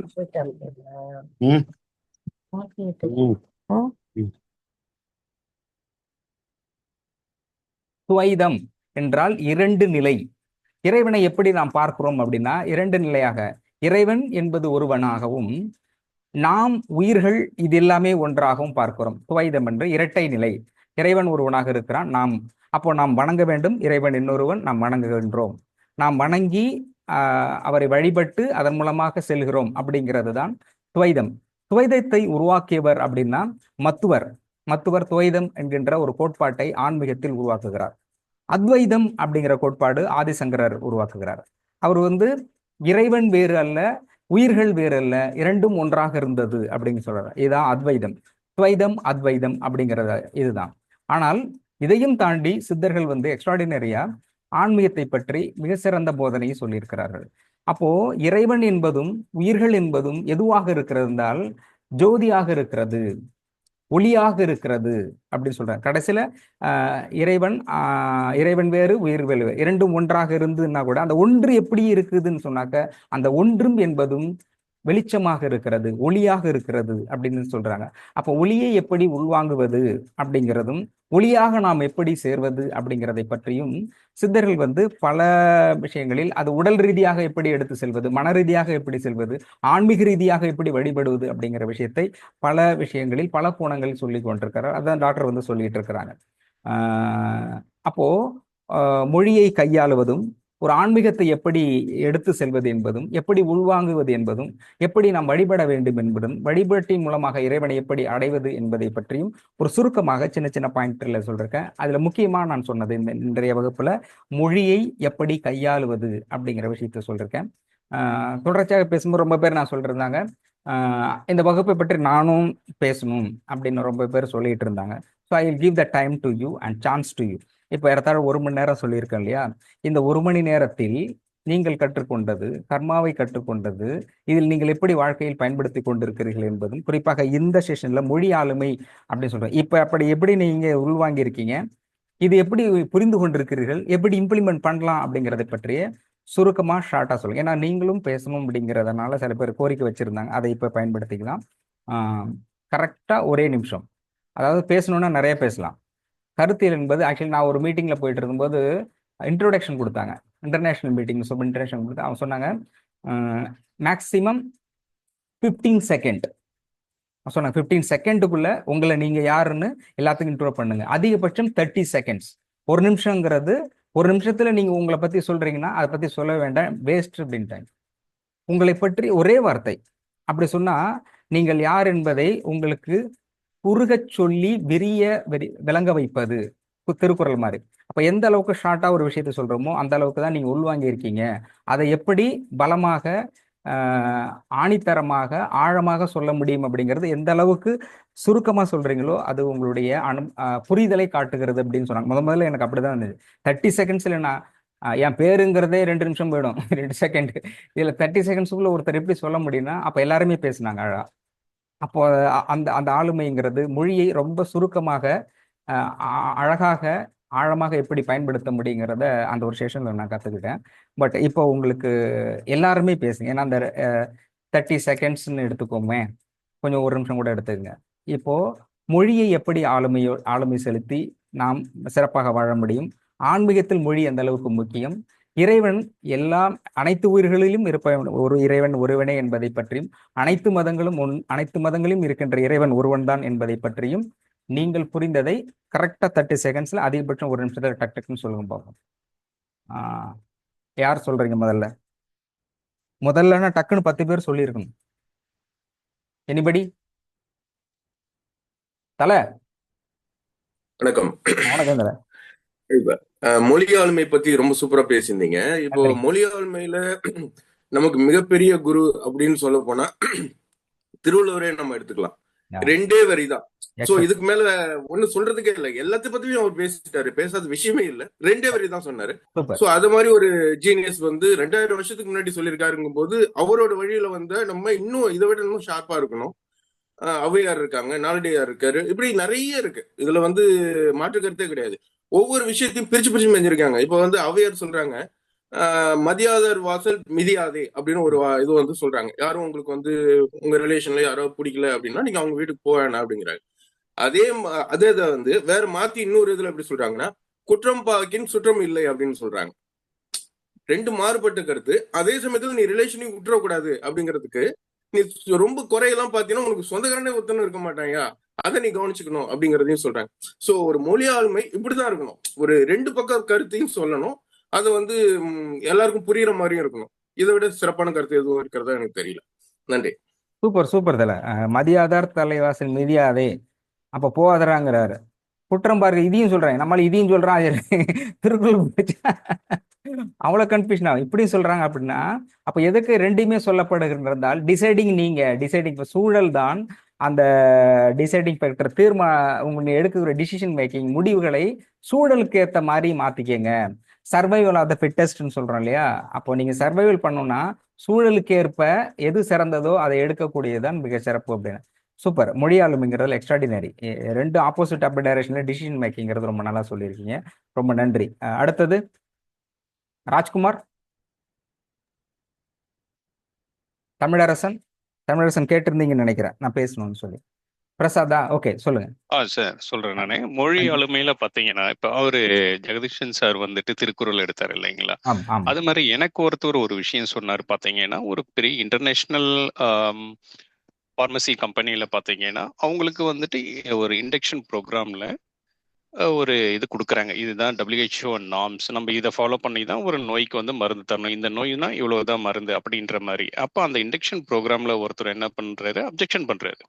இது தப்பு.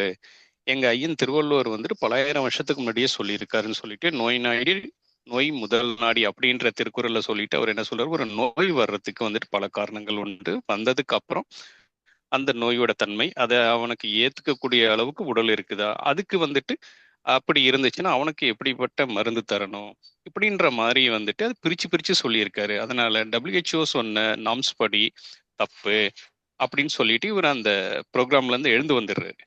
எழுந்து வந்துட்டு 2 நாள் கழிச்சு மொபைல் சுவிட்ச் ஆஃப் பண்ணிட்டாரு. அப்போ ஃபோன் நினைக்கிறேன், ஃபோன் சுவிட்ச் ஆஃப் பண்ணிட்டாரு. அதுக்கப்புறம் அவங்க எம்டிஏ வந்துட்டு இவர் நினைச்சிட்டாராம், பெரிய கம்பெனி நம்ம இப்படி பேசினதால வேலை போயிடுச்சு அப்படின்ற மாதிரி. 2 நாள் கழிச்சு அவர் நேர்லயே வந்து அவர் கூட்டிட்டு போயிட்டு சொன்னாரா, நீ சொன்னது சரிதான்ப்பா, நான் படிச்சு பார்த்தேன் அப்படின்னு சொல்லிட்டு எல்லாரோட டேபிள்லையும் வந்து திருக்குறள் வாங்கி வச்சுட்டு இனிமேல் திருக்குறள் படிங்க அப்படின்னு சொல்லியிருந்தாரு. இது ஒரு பெரிய இன்டர்நேஷனல் கம்பெனில நடந்த ஒரு விஷயம் மொழி ஆளுமையில. சூப்பர், ரொம்ப எக்ஸலண்ட். விஷுவலா வரலாமே நீங்க? இல்ல சார், நான் விஷுவலா தான் இருக்கேன்னு நினைக்கிறேன். இல்ல தெரியல, நான் செக் பண்றேன் சார். அது சார் சார் சரி சரி ஓகே. நான் என்னோட இது பாப்போம், மெசேஜ் பார்த்தேன். சூப்பர் சார், பரவாயில்ல. நீங்க நிறைய நாள் வந்துட்டு இருக்கீங்க. சாரி, நான் தான் பார்க்கல. இந்த பக்கம் இருந்துருச்சு. பரவாயில்ல, ரொம்ப அற்புதமா சொன்னீங்க. நீங்க என்ன ஒர்க் பண்ணிட்டு இருக்கீங்க? நான் ஐடில இருக்கேன் சார். ஐடி ஐடி இருக்கீங்க. ப்ரொஃபஷன். ஓ ஓ ஓகே. இது எப்போ நடந்தது? இது உங்களுடைய நண்பருக்கா இல்லை நீங்க செய்தி? இது வந்துட்டு என்னோட பாஸ் எனக்கு ஒரு நாள் நாங்க 2 பேரும் வந்துட்டு ஆஃபீஸ் டைம்ல வந்துட்டு இது மாதிரி சில மொழி புலமை விஷயத்தை பத்தி பேசிட்டு இருக்கும்போது அவரு சொன்னாரு. அவர் ஒரு நாள் ட்ரெயின்ல போயிட்டு இருந்திருக்காரு. அவர் கன்னியாகுமரிக்காரரு. பாத்தீங்கன்னா சென்னையில இருந்து கன்னியாகுமரி போயிட்டு இருந்திருக்காரு. ஒரு பக்கத்துல ஒருத்தர் ஒர்க் பண்ணிட்டு இருந்திருக்காரு லேப்டாப்ல. அப்பதான் சிங்கப்பூர்ல இருந்து வந்திருக்காரு. அப்படியே போயிட்டு இருக்கும்போது பேச்சு கொடுக்கும்போது அந்த இன்சிடென்ட் பண்ணவர் அவர் தான் அப்படியே பேச்சு வாக்குல சொல்லியிருக்காரு அவருக்கு. அதை என்கிட்ட அவர் பகிர்ந்துகிட்டாரு ஒரு நாள். ஓகே ஓகே, சூப்பர், ரொம்ப அவர் அருமை. பாத்தீங்கன்னா இன்னைக்கு இன்டர்நேஷனல் லெவல்ல ஒரு பெரிய ஃபார்மசில பெரிய பொறுப்புல இருக்காரு அவரு. ஓகே ஓகே, ரொம்ப மகிழ்ச்சி, ரொம்ப சந்தோஷம். ரொம்ப அருமையா சொல்லியிருக்கீங்க. தேங்க்யூ நல்ல தேங்க்யூ சார். கருத்து, அட்டகாசமா சொல்லியிருக்கீங்க. டெய்லி நீங்க வந்துட்டு இருக்கீங்க, டெய்லி விஷுவல்ல இருக்கீங்க பார்த்தேன். நார்மல் விஷுவலாக இருக்கீங்க நீங்க. ஏன்னா நம்ம தியானத்துல பறக்கிற மாதிரி இருக்கு. அழகா இருந்தீங்க அந்த இல்ல பேக்ரவுண்ட். சார், நான் அதை கரெக்ட் தப்பா பண்ணிடுறேன். எடுத்துக்கூடாது, சாரி. இல்ல என்னுடைய இல்ல இல்ல, மனசுல பட்ட புரியுது புரியுது புரியுது. இயல்பாக இருந்தா இன்னும் அழகா. நீங்க ரொம்ப அழகா இருக்கீங்க. அந்த பேக்ரவுண்டு உங்களை உங்க அழகை கொஞ்சம் கம்மிப்படுத்துங்க. இல்ல சார், சரி பண்ணோம், அது வச்சுட்டேன், திரும்ப எடுக்கல, நான் அதை பாத்துறேன் சார். நன்றி நன்றி. நன்றி நல்ல நன்றி நன்றி நல்ல சார். கருத்து அட்டகாசமா சொல்லியிருக்கீங்க. திருக்குறளுடைய மேன்மை பற்றி அழகா சொல்லியிருக்கேன். அவரு ஜெகதீசன் சார் சொன்னார். இதுன்னா திருக்குறளுங்கிறது ரொம்ப சாதாரணமான குரலை கிடையாது. இந்த எம்பிஏவில் இருக்கு இல்லையா, எம்பிஏ மேலாண்மை. இந்த எம்பிஏவில் திருக்குறளுடைய 10 குறளை எம்பிஏவில் ரிசர்ச் பண்ணி அவங்க சொல்லி ரிசர்ச் பேப்பரே இருக்கு. அவன் சொன்னா ரிசர்ச் பண்ணி சொல்லும்போது எம்பிஏன்னு படிக்கிற அந்த 2 வருஷ படிப்பை 10 குறள்ல அட்டகாசமா சொல்லியிருக்கிறார். அட்டகாசமா சொல்லிருக்கு. அது மாதிரி நோயை பற்றி சொல்கின்ற போது ஒரு இடத்துல கூட ஒரு மருந்து கூட அவர் சொன்னதே இல்லை. வள்ளுவர் வந்து இதுக்கு இந்த மருந்துன்னே சொல்லலை. எல்லாமே நீங்க நோயை பற்றி படுக்கின்ற பொழுது மருந்தை பத்தினா சாப்பிடுறது, செரிக்கிறது, எப்படி சாப்பிடணும், சாப்பிட்ட பிறகு நட, இதை பற்றி தான் அவர் சொல்லியிருக்காரு. தவிர மருந்துங்கிற ஒரு மருந்து கூட சொல்லல. மருந்துங்கிறதே சாப்பாட்டை தான் சொல்றாரு. அப்போ உணவுக்கு, நோய்க்கு அடிப்படை காரணம் உடலும், உடலை நீங்கள் வருத்துகின்றதும் அதுல குறிப்பாக உணவு.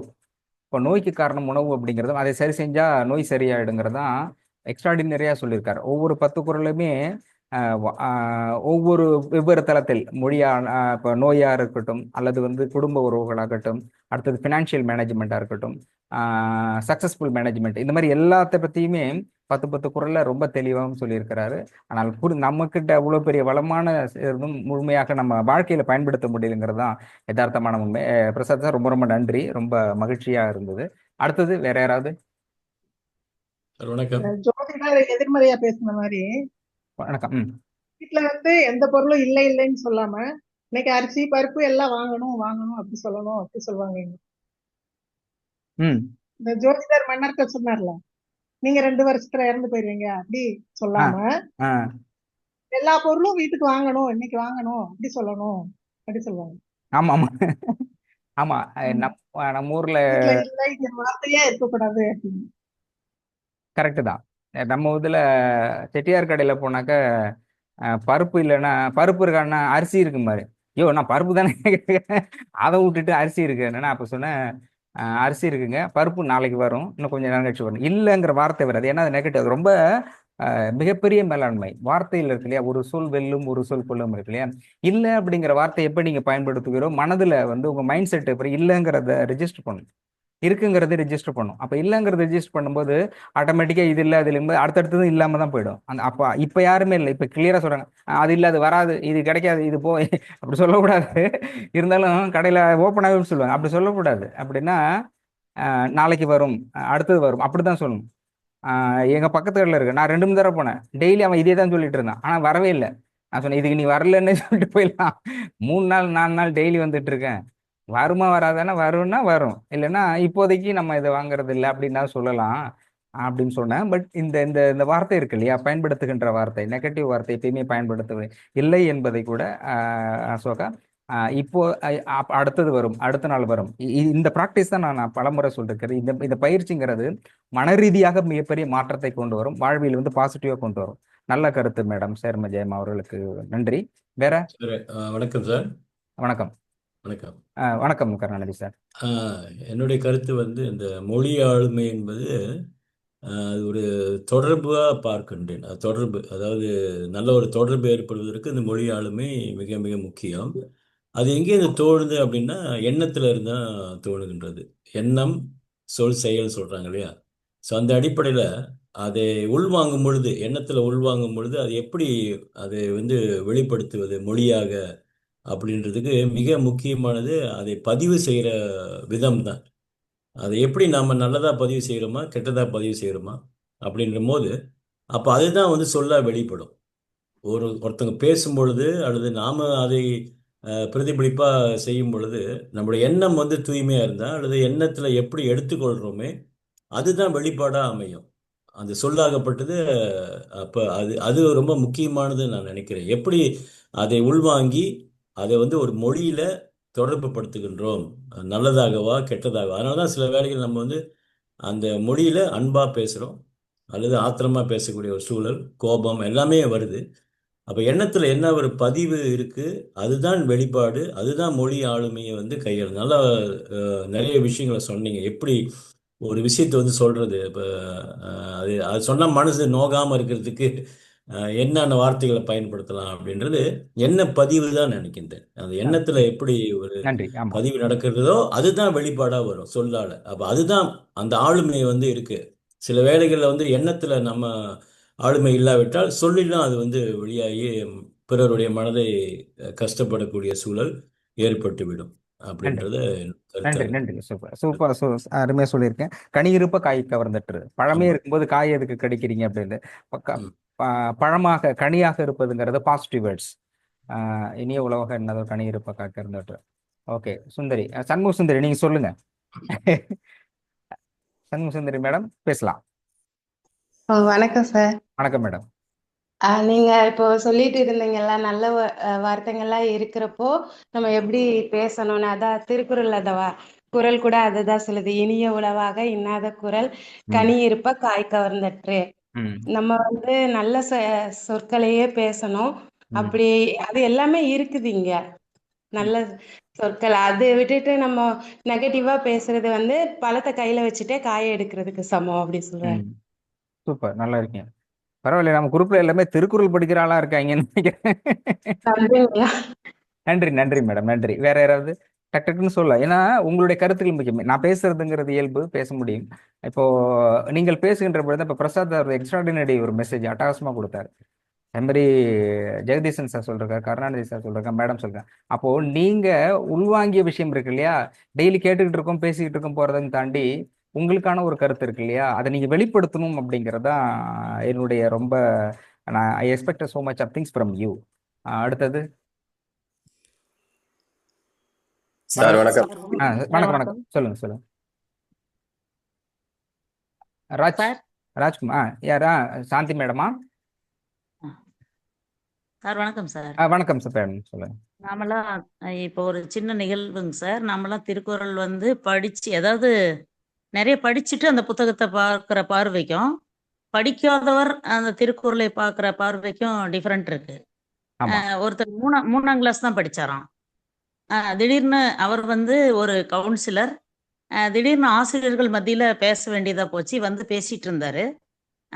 அந்த அறையில இந்த கற்க கசடற கற்பவை கற்றபின் நிற்க அதற்கு தக அந்த திருக்குறள் எழுதப்பட்டிருந்தது. அதை பார்த்துட்டு அவர் சொல்றாரு, ஒவ்வொரு வார்த்தைக்கு பின்னாலேயும் அந்த கற்க போட்டு படிச்சு பாருங்க அப்படின்ட்டு. ஒரு 3ஆம் வகுப்பே படித்த ஒருவர் கற்க கற்க கசடற கற்க கற்றபின் கற்க நிற்க கற்க அதற்கு கற்க தக கற்க அப்படின்றார். அது அது பயங்கரமான மீனிங்கா இருக்குது. இப்படி ஒரு சிந்தனை அவருக்குள்ள வருமா அப்படிங்கிறது வந்து அவருக்கு யார் சொன்னாங்க, எப்படி அதை படிச்சாரு அதெல்லாம் தெரியல. நீங்க ஆசிரியர்கள் தானே, நீங்க அனைவரும் இந்த திருக்குறளை வந்து ஒரு வார்த்தைக்கு பின்னாடியும் கற்க போட்டு அதை மீனிங் எப்படி வருதுன்னு நீங்க உங்க வாழ்க்கையில அதை பயன்படுத்தி பாருங்க, யோசனை பண்ணுங்கன்னு சொல்லிட்டு போயிட்டாரு. சுருங்க பேசினாரு. ஆனா இன்று வரை அவருடைய உருவம், அவருடைய பேச்சு வந்து மனதில் நின்றதா இருக்குங்க சார். சூப்பர். எல்லாத்த விட இந்த கற்க கற்கங்கிறத ஒவ்வொரு வார்த்தைக்கு முன்னாடி போட்டு நீங்க பேசுனீங்க பாருங்க, அது சூப்பரா இருக்கு. கற்க கசடற கற்க நிற்க கற்க அதற்கு கற்க அட்டாசமா இருக்கு. ரொம்ப நல்லா இருக்குது. இந்த சிம்பிள் அழகா எளிய சொல்லி அள்ளித்தளித்த அர்த்தங்கள் நிறைய இருக்கிற மாதிரி மெல்லிய கருத்துக்கள், மெல்லிய வார்த்தைகள், சின்ன வார்த்தை, ரொம்ப இயல்பா இருந்தது இல்லையா? ரொம்ப அவர் சொல்றாரு, அற்புதமா சொல்லி. நான் அதிகம் படிக்கல, நான் 3ஆம் கிளாஸ் தான் படிச்சேன் அப்படின்றதே சொல்லிட்டு போயிட்டாரு. இன்று வரை அவர் ஒரு வேஷ்டி சட்டையில சாதாரணமா வந்ததான் எங்க முன்னாடி பேசினாரு. ஒரு ஒரு 50 ஆசிரியர்கள் முன்னாடி பேசும் பொழுது அது இன்னைக்கு வரைக்கும் எனக்கு அப்படியே மனதிலே இருக்கு. 20 வருஷம் ஆச்சுங்க சார். ஆமா. 2005 நினைக்கிறேன். 20 வருடங்களா அவருடைய உருவம் அப்படியே மனதிலே இருக்கு. சூப்பர். ஆமா, நல்ல கருத்து. அப்படியா? இப்போ 20 வந்து ஆனாலும் கூட உங்களால மறக்க முடியலையா? இதுதான் சிறந்த சொல். சுழல்வல்லன் சோர்விலன் அஞ்சான் அவனை இகழ்வல்லல் யாருக்கும் அரிதுன்னு திருக்குறள் சொல்றாங்க. எந்த கருத்தை எப்படி சொல்லணுமோ அப்படி சுழல்வல்லன் சோர்விலன் அஞ்சான், அந்த கருத்தை அழகா சொல்லணும். அவனை இகழ்வல்லல் யாருக்கும் அரிது, நம்ம ஜெயிக்கவே முடியாது. ஒருவேளை அவர் இப்போ உங்களுக்கு 20 ஆண்டுகள் தெரியல, ஒருவேளை அவர் பப்ளிசிட்டியில ஏதாவது இருந்தாருன்னா, அவர் ஒரு இடத்துல நின்னாருன்னா அவர் ஜெயிக்கவே முடியாது. ஏன்னா கருத்தை, ஒரு சொல்லை, ஒரு மொழியை அந்த இடத்திட்ட இயல்பா கையாண்டு அனைவர் மனதையும் அனைவர் மனதிலும் நீங்க இடம் பிடிக்கிறார் இல்லையா? அது ரொம்ப பெருமையான விஷயம். அது அனுபவம். அவர் சொல்றது ஒரு 3 நிமிஷமா கொஞ்ச நேரம் பேசியிருந்தாலும் கூட அவருடைய அனுபவத்தினுடைய வெளிப்பாடு. ஸோ அதை நம்ம சொல்றதுங்கிறது நான் இந்த இந்த செஷன்ஸ்ல எல்லாத்துக்குமே சொல்ல விரும்பினதும் அதுதான். மொழியை சிறப்பாக கையாள கற்றுக்கொள்ளுங்கள் அப்படிங்கிறதா. ஓகே, நன்றி மேடம். ரொம்ப அழகா உள்வாங்கி வித்தியாசமான கோலத்தை சொல்றீங்க. ரொம்ப நன்றி. அடுத்தது ராஜ்குமார் சார். வணக்கம் சார். வணக்கம். மொழி பத்தி ஒரு புரிதலுக்கு வரணும் அப்படின்னா, அவர் காலமேக புலவர் வந்து தகர வரிசையில ஒரு இது வந்து எழுதியிருக்கிறாரு. தத்தித்தா தூதூதி தாதூதி தத்தூதி துத்தி துதைதி துதைதத்தா தாதூதி தித்தித்த தித்தித்த தாதேது தித்தித்த தெத்தாதோ தித்தித்த தாது அப்படின்னு சொல்லி அந்த செயல் வந்து பா வரிசையில அழகா பிரிச்சு எழுதியிருப்பாரு. ஒரே எழுத்துக்களை தான் வச்சு எழுதியிருப்பாரு. இது என்ன, இந்த பொருள் என்ன அப்படின்னு சொல்லி பாத்தீங்கன்னா, ஒரு வண்டு கிட்ட அவர் பேசியிருப்பார். அந்த வண்டு ஒரு மலர்ல இருந்து ஒரு மலருக்கு தத்தி தத்தி தாவி போய் அதோட தேனை எடுத்து சாப்பிடும் போது எந்த தேன் வந்து சுவையா இருந்துச்சு, அதுல இருக்க தாவி எது சுவையானது அப்படின்றத அதுகிட்ட கேட்டிருப்பாரு. மொழி வந்து அந்த ரசனைக்குரியதாகவும் அன்பின் வெளிப்பாடாகவும் இருக்கு அப்படின்றத வந்து காலமேக புலவர் வந்து அந்த ஒரு செய்யுள்ல வந்து அழகா பிரிச்சு காட்டியிருப்பாரு. இத எத்தனையோ ஆண்டுகளுக்கு முன்னாடி இப்படி ஒரு வரிசையில இப்படி ஒரு பா வரிசையோட சீர்பிரிச்சு சரியா எழுத முடியுமா அப்படின்றது வந்து ஒரு மொழி பத்தி புரிதலுக்கு வரும்போது எனக்கு ரொம்ப அப்படியே வியப்பா இருந்துச்சு இந்த செயல்கள்லாம் கேட்கும்போது.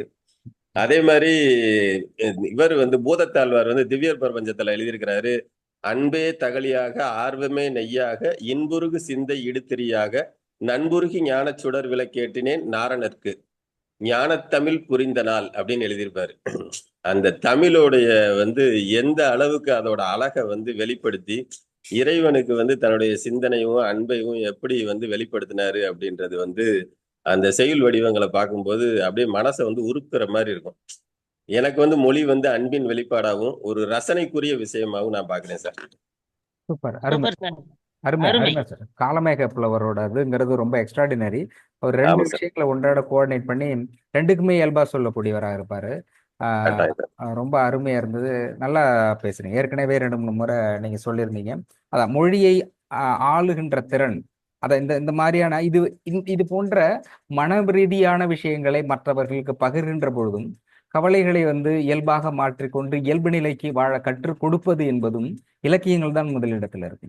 மற்ற சப்ஜெக்ட்ஸுங்கிறது அதாவது வாழ்வியலுக்கானது, அது தவறுன்னு சொல்ல முடியாது. ஆனால் மனதை ஒருமுகப்படுத்தி வாழ்வியலோடு சம்பந்தப்படுத்தி இயல்பாக வாழ வைக்கின்ற ஒரு நடைமுறையை ஒருவருக்கு கொடுக்கிறது என்றால் அது நிச்சயமாக இலக்கியங்களாகத்தான் இருக்கும். இலக்கியம், கவிதை, இது போன்ற விஷயங்கள். அதனாலதான் அதை நம்ம அதிகமாக முக்கியத்துவம் கொடுக்கணும் அப்படிங்கிற விஷயத்த இயல்பா எடுத்து சொல்லிட்டு இருக்கோம். மலைராஜன் சார் சுருக்கமாக சொல்லலாம்.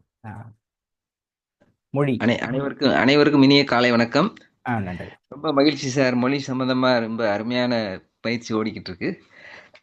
ஆக்சுவலா மொழிங்கிறது உணர்வு சம்பந்தப்பட்ட மாதிரி எனக்கு ஒரு ஃபீலிங். கண்டிப்பா கண்டிப்பா. அதாவது அதனாலதான் தாய்மொழி அப்படின்னு சொல்றாங்க. தாய்மொழி. அப்ப தாய்மொழிங்கிறது அது எப்படின்னா அந்த தாய்மொழி இயல்பாகவே நம்ம தாயிட்ட இருந்து நமக்கு வந்துடுது. அப்ப அந்த உணர்வை தாய்மொழி மூலமா தான் அதுதான் நமக்கு உதாரணத்துக்கு இப்போ நமக்கு உலகிலேயே சிறந்த மொழி தமிழ் மொழிங்கிற மாதிரி நம்ம பெருமையோட இருக்கிறோம்.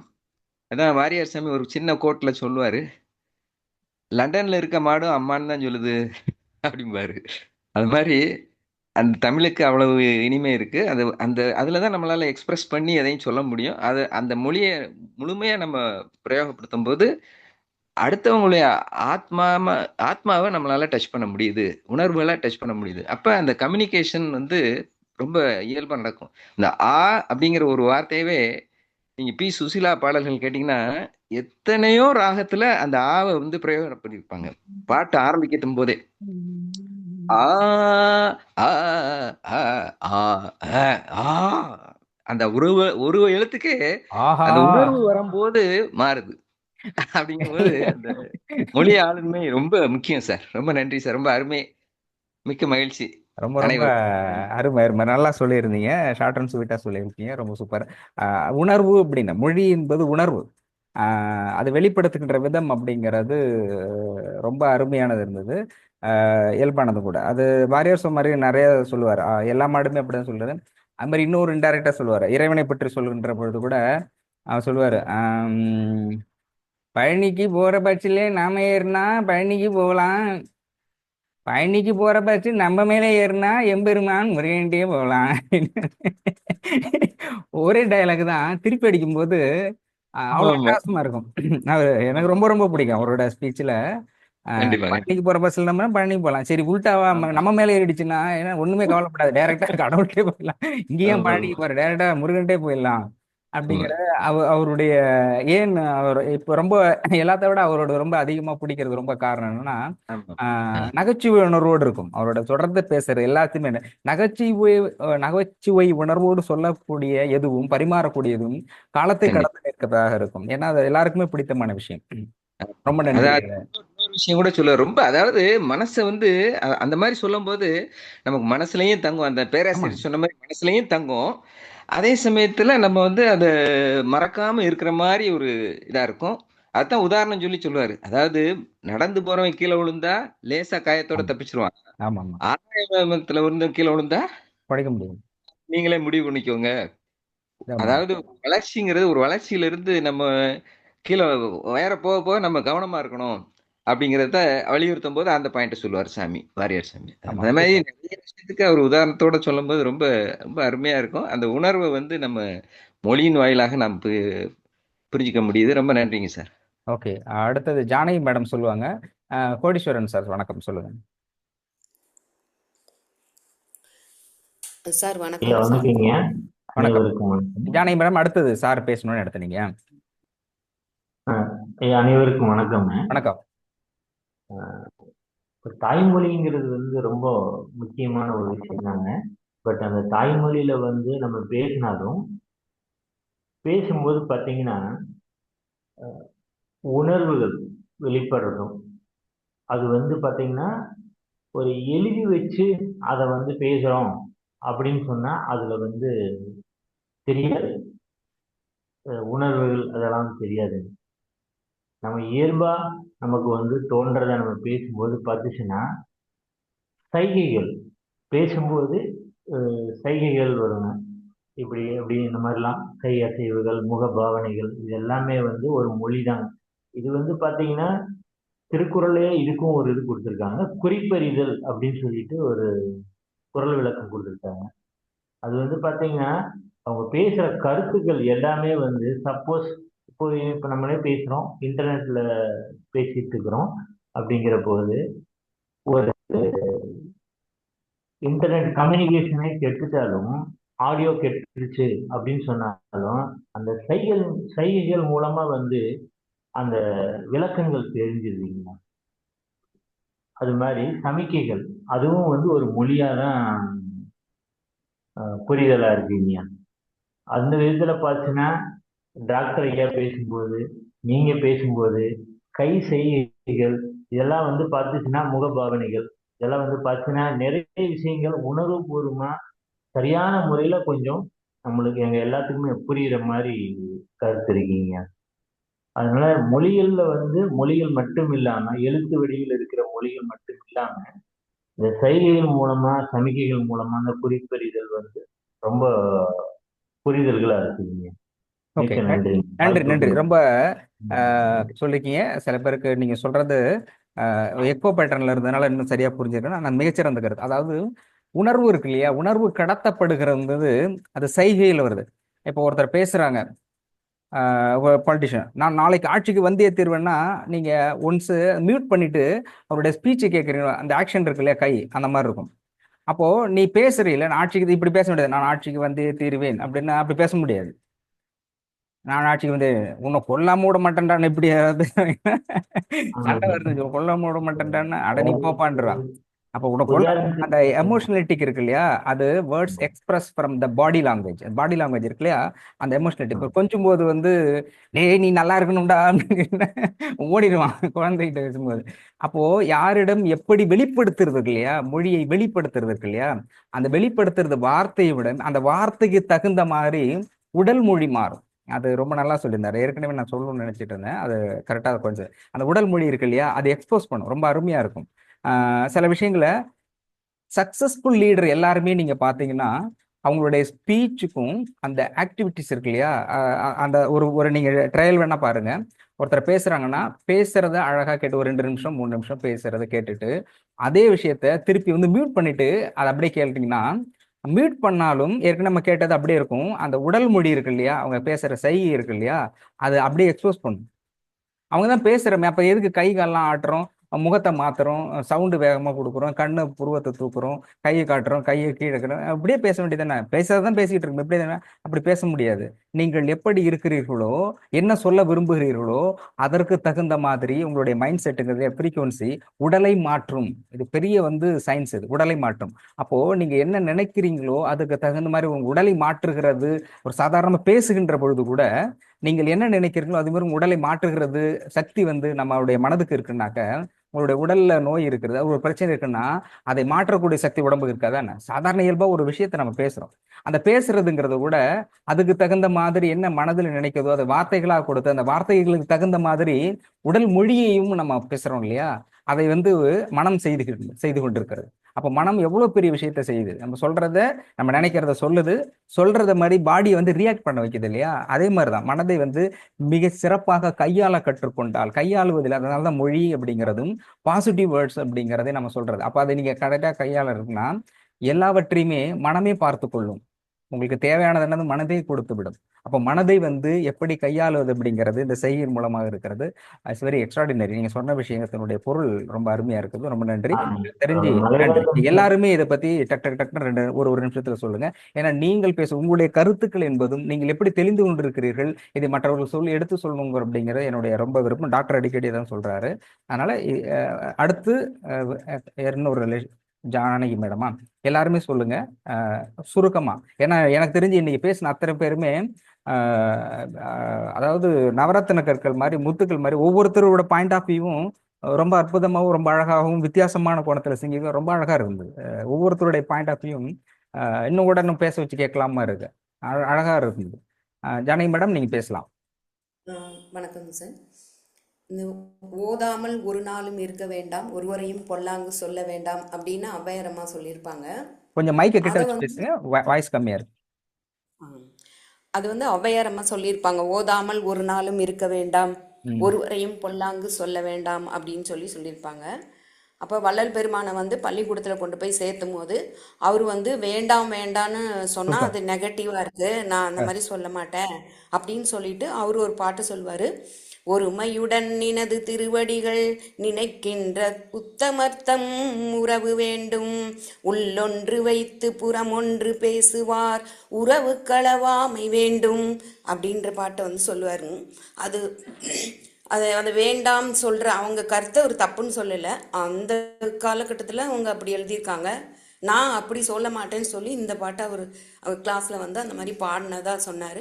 அப்போ அந்த வாத்தியார் வந்து இவர் என்கிட்ட கற்றுக்கக்கூடிய ஸ்டூடெண்ட்டே இல்லை, ஆமா, இவர் ஆல்ரெடி ரொம்ப அறிவாக இருக்கிறாரு அப்படின்னு சொல்லி இவர் பள்ளிக்கூடமே போகலைங்க. அப்போவே அந்த சின்ன வயசுலேயே அவர் வந்து அந்த அளவுக்கு தமிழ் புலமையோட இருந்து அது இப்போ எனக்கு ஞாபகம் வந்துருச்சுங்க, அது சொல்லுங்க. நன்றிங்க. ரொம்ப ரொம்ப அட்டகாசமான கருத்துமா, ரொம்ப எக்ஸ்ட்ராடினரி கருத்து, ரொம்ப அற்புதமா சொல்லியிருக்கீங்க. நான் அதிகமா உங்களை பத்தி தெரியல. நீங்க எங்க இருந்து பேசுறீங்க, என்ன பண்ணிட்டு இருக்கீங்க?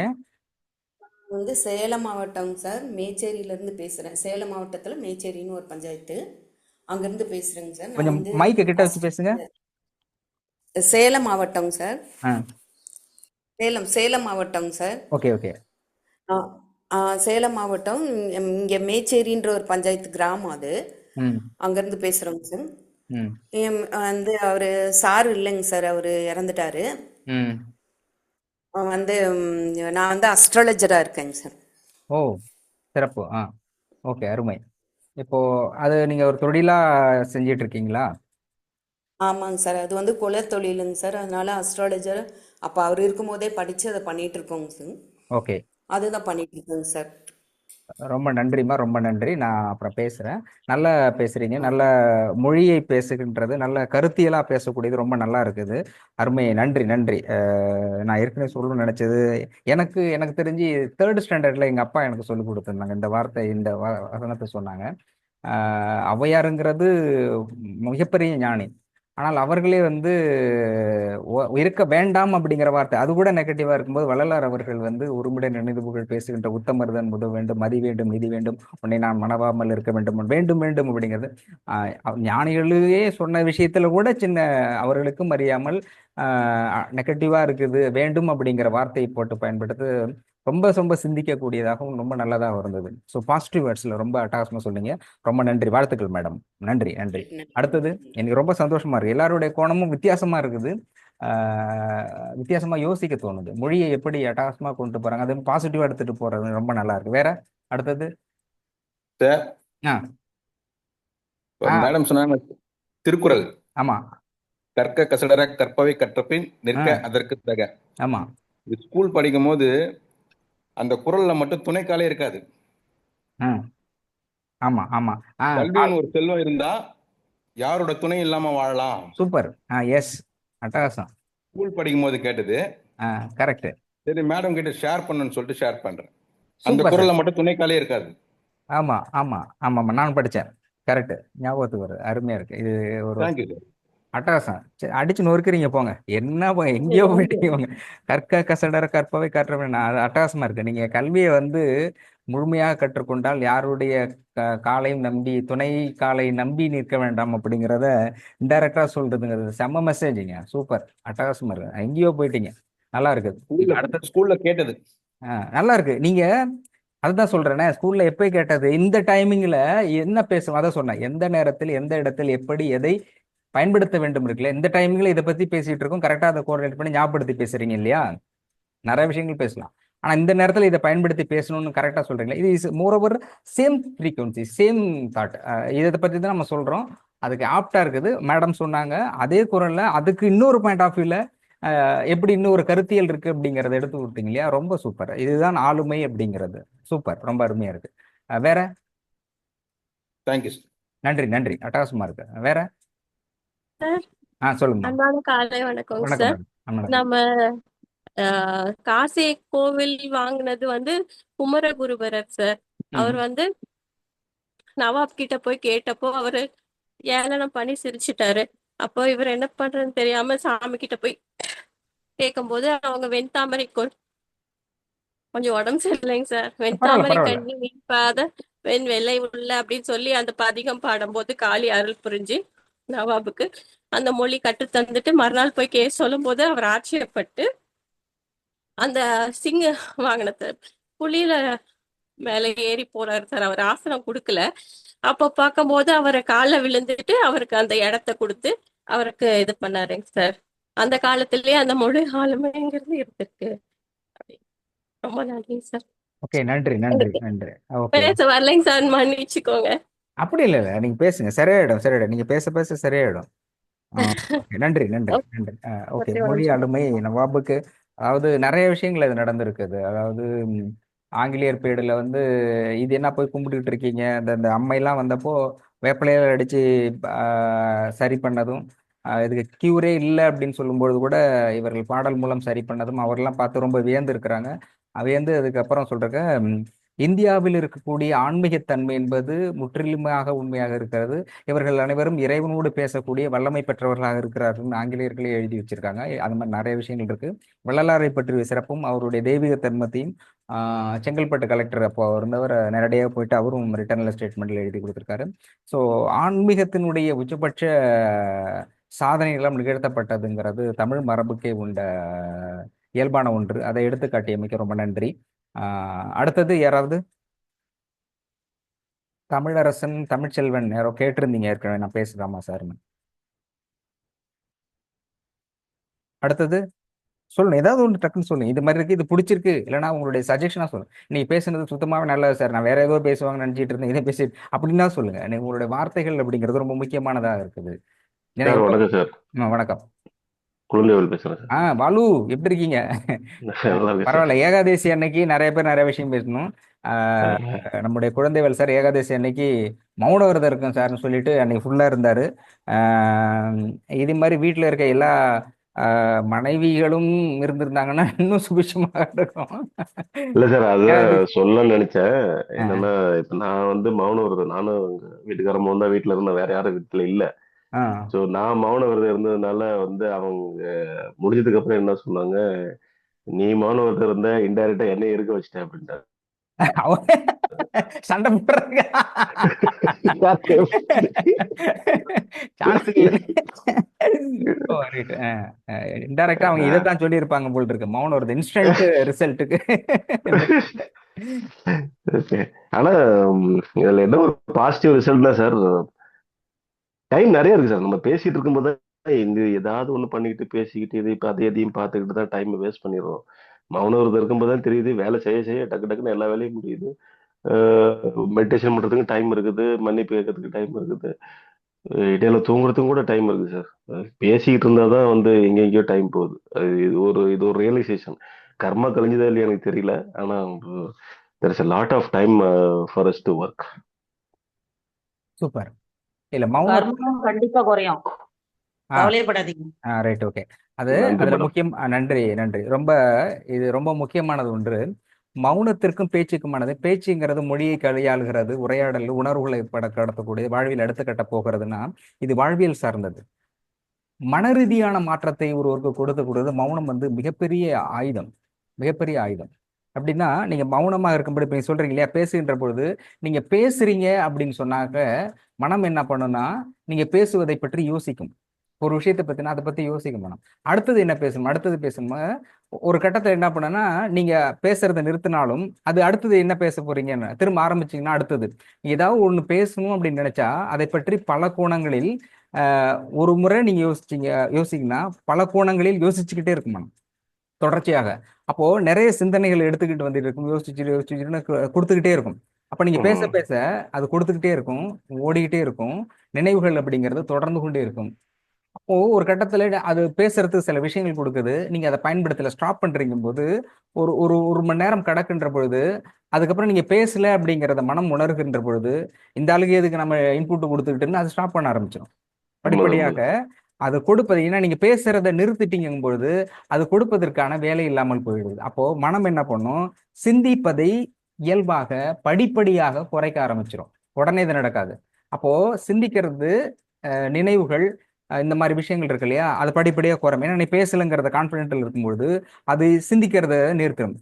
சிந்திக்கின்ற மன ஓட்டம் இதெல்லாமே குறைகின்ற பொழுது ஆன்ம ரீதியாக இருக்கு இல்லையா, ஆன்ம ரீதியாக அடுத்த கட்டத்துக்கு ஒரு தெளிவை நோக்கி நீங்க போயிடுவீங்க. ஆட்டோமேட்டிக்கா தெளிவை நோக்கிடுங்க. அப்போ பூரண அமைதி, பூரண மௌனமாக இருக்கின்ற பொழுது மனம், இப்போ மெடிடேஷன்ல இருக்கணும் இல்லையா, 1 hour அந்த அமைதியாக இருக்கிறது, பேசாமல் இருக்கிறது ஏறத்தாழ மெடிடேஷனுக்கு சமமானது. இப்போ 1 hour மெடிடேஷன் இருக்கு, என்ன பெனிஃபிட் இருக்கோ, தொடர்ச்சியாக இருக்கும் பொழுது அதை விட மனம்ங்கிறது, மனம் மனமற்ற நிலைக்கு எடுத்துக்கிட்டு போற இடத்துக்கு தான் அந்த மௌன விரதம் என்பது.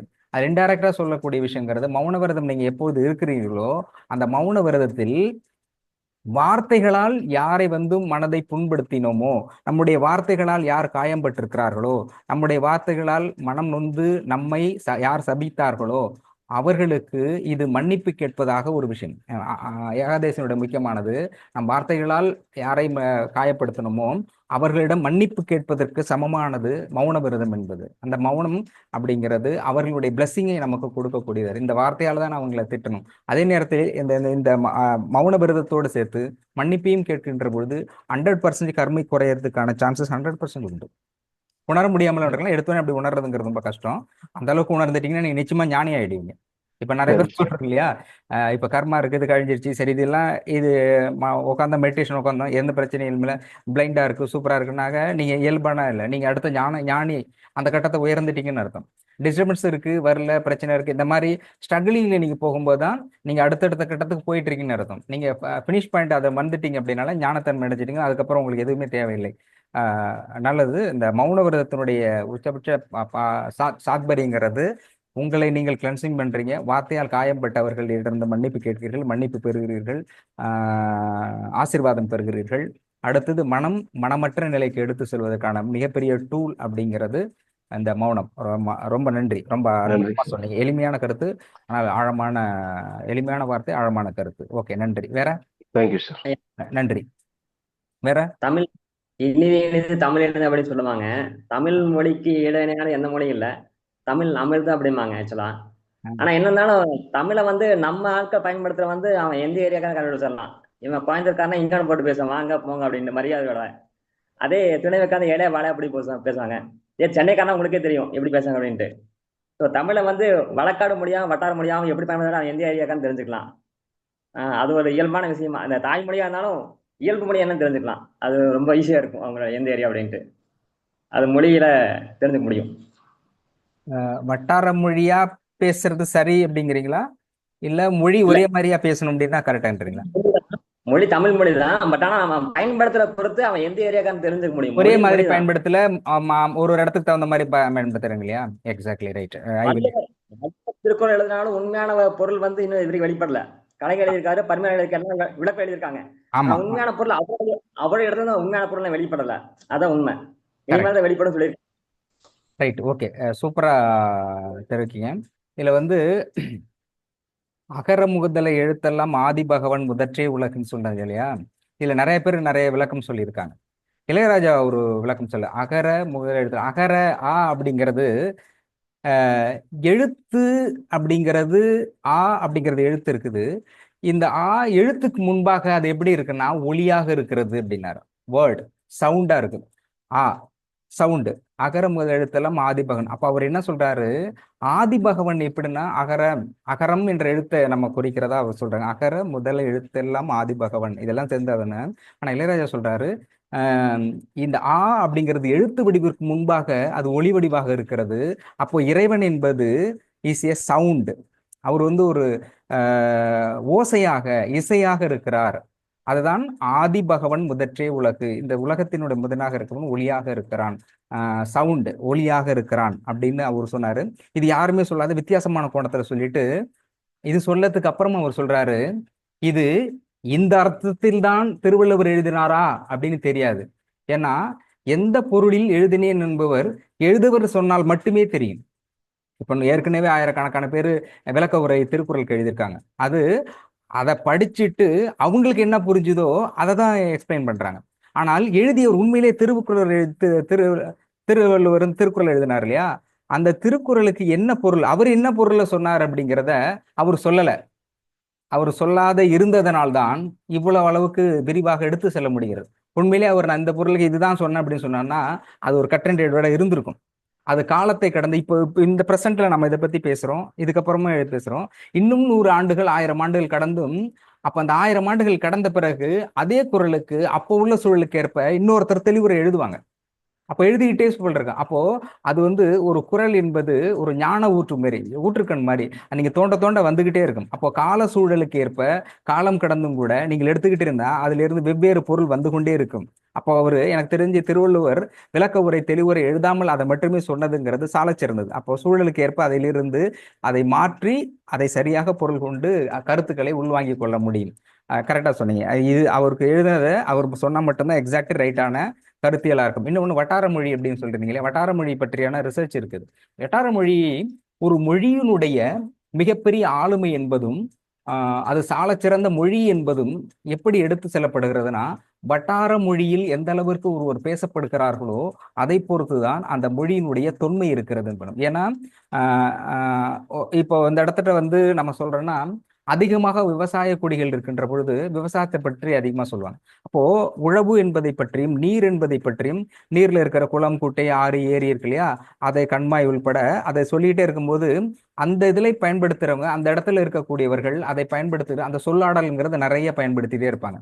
அப்போ வாழ்கின்ற மக்களுக்கு ஏற்ப அந்த மொழியும் அந்த மொழியில் இருக்கிற சொல்லும் வேர் சொல்லும் கிளைக்கின்ற பொழுதுதான் அந்த மொழி ஆளுமையுடையதாக அந்த மக்களின் மொழியாக இருக்கிறது. அப்போ எந்த அளவுக்கு வட்டார சொல் அதிகமாக புழங்கப்படுகின்றதோ அந்த அளவுக்கு தான் ஒரு மொழி ஆளுமை தன்மையோடு மக்கள் மொழியாக இருக்கிறது.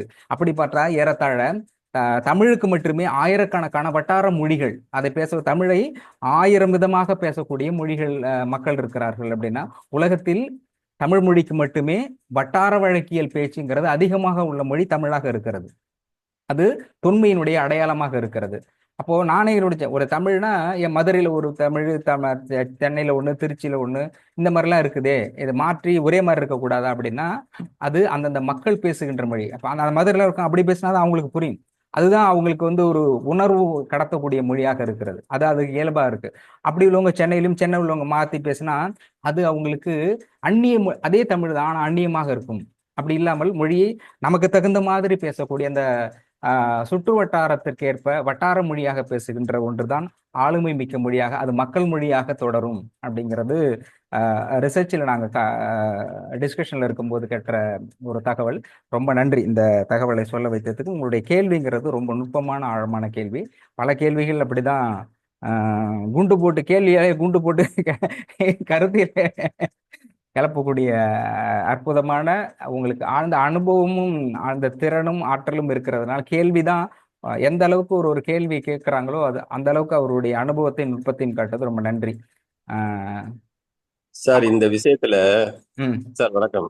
வணக்கம் சார். நீங்க சொல்றீங்கல்ல இந்த மொழி உருவாகிறதுக்கு முன்னாடி ஒரு எழுத்துக்கு முன்னாடி அது இதா இருந்துச்சு, சவுண்டா இருந்துச்சு அப்படின்னு சொல்றீங்கல்ல.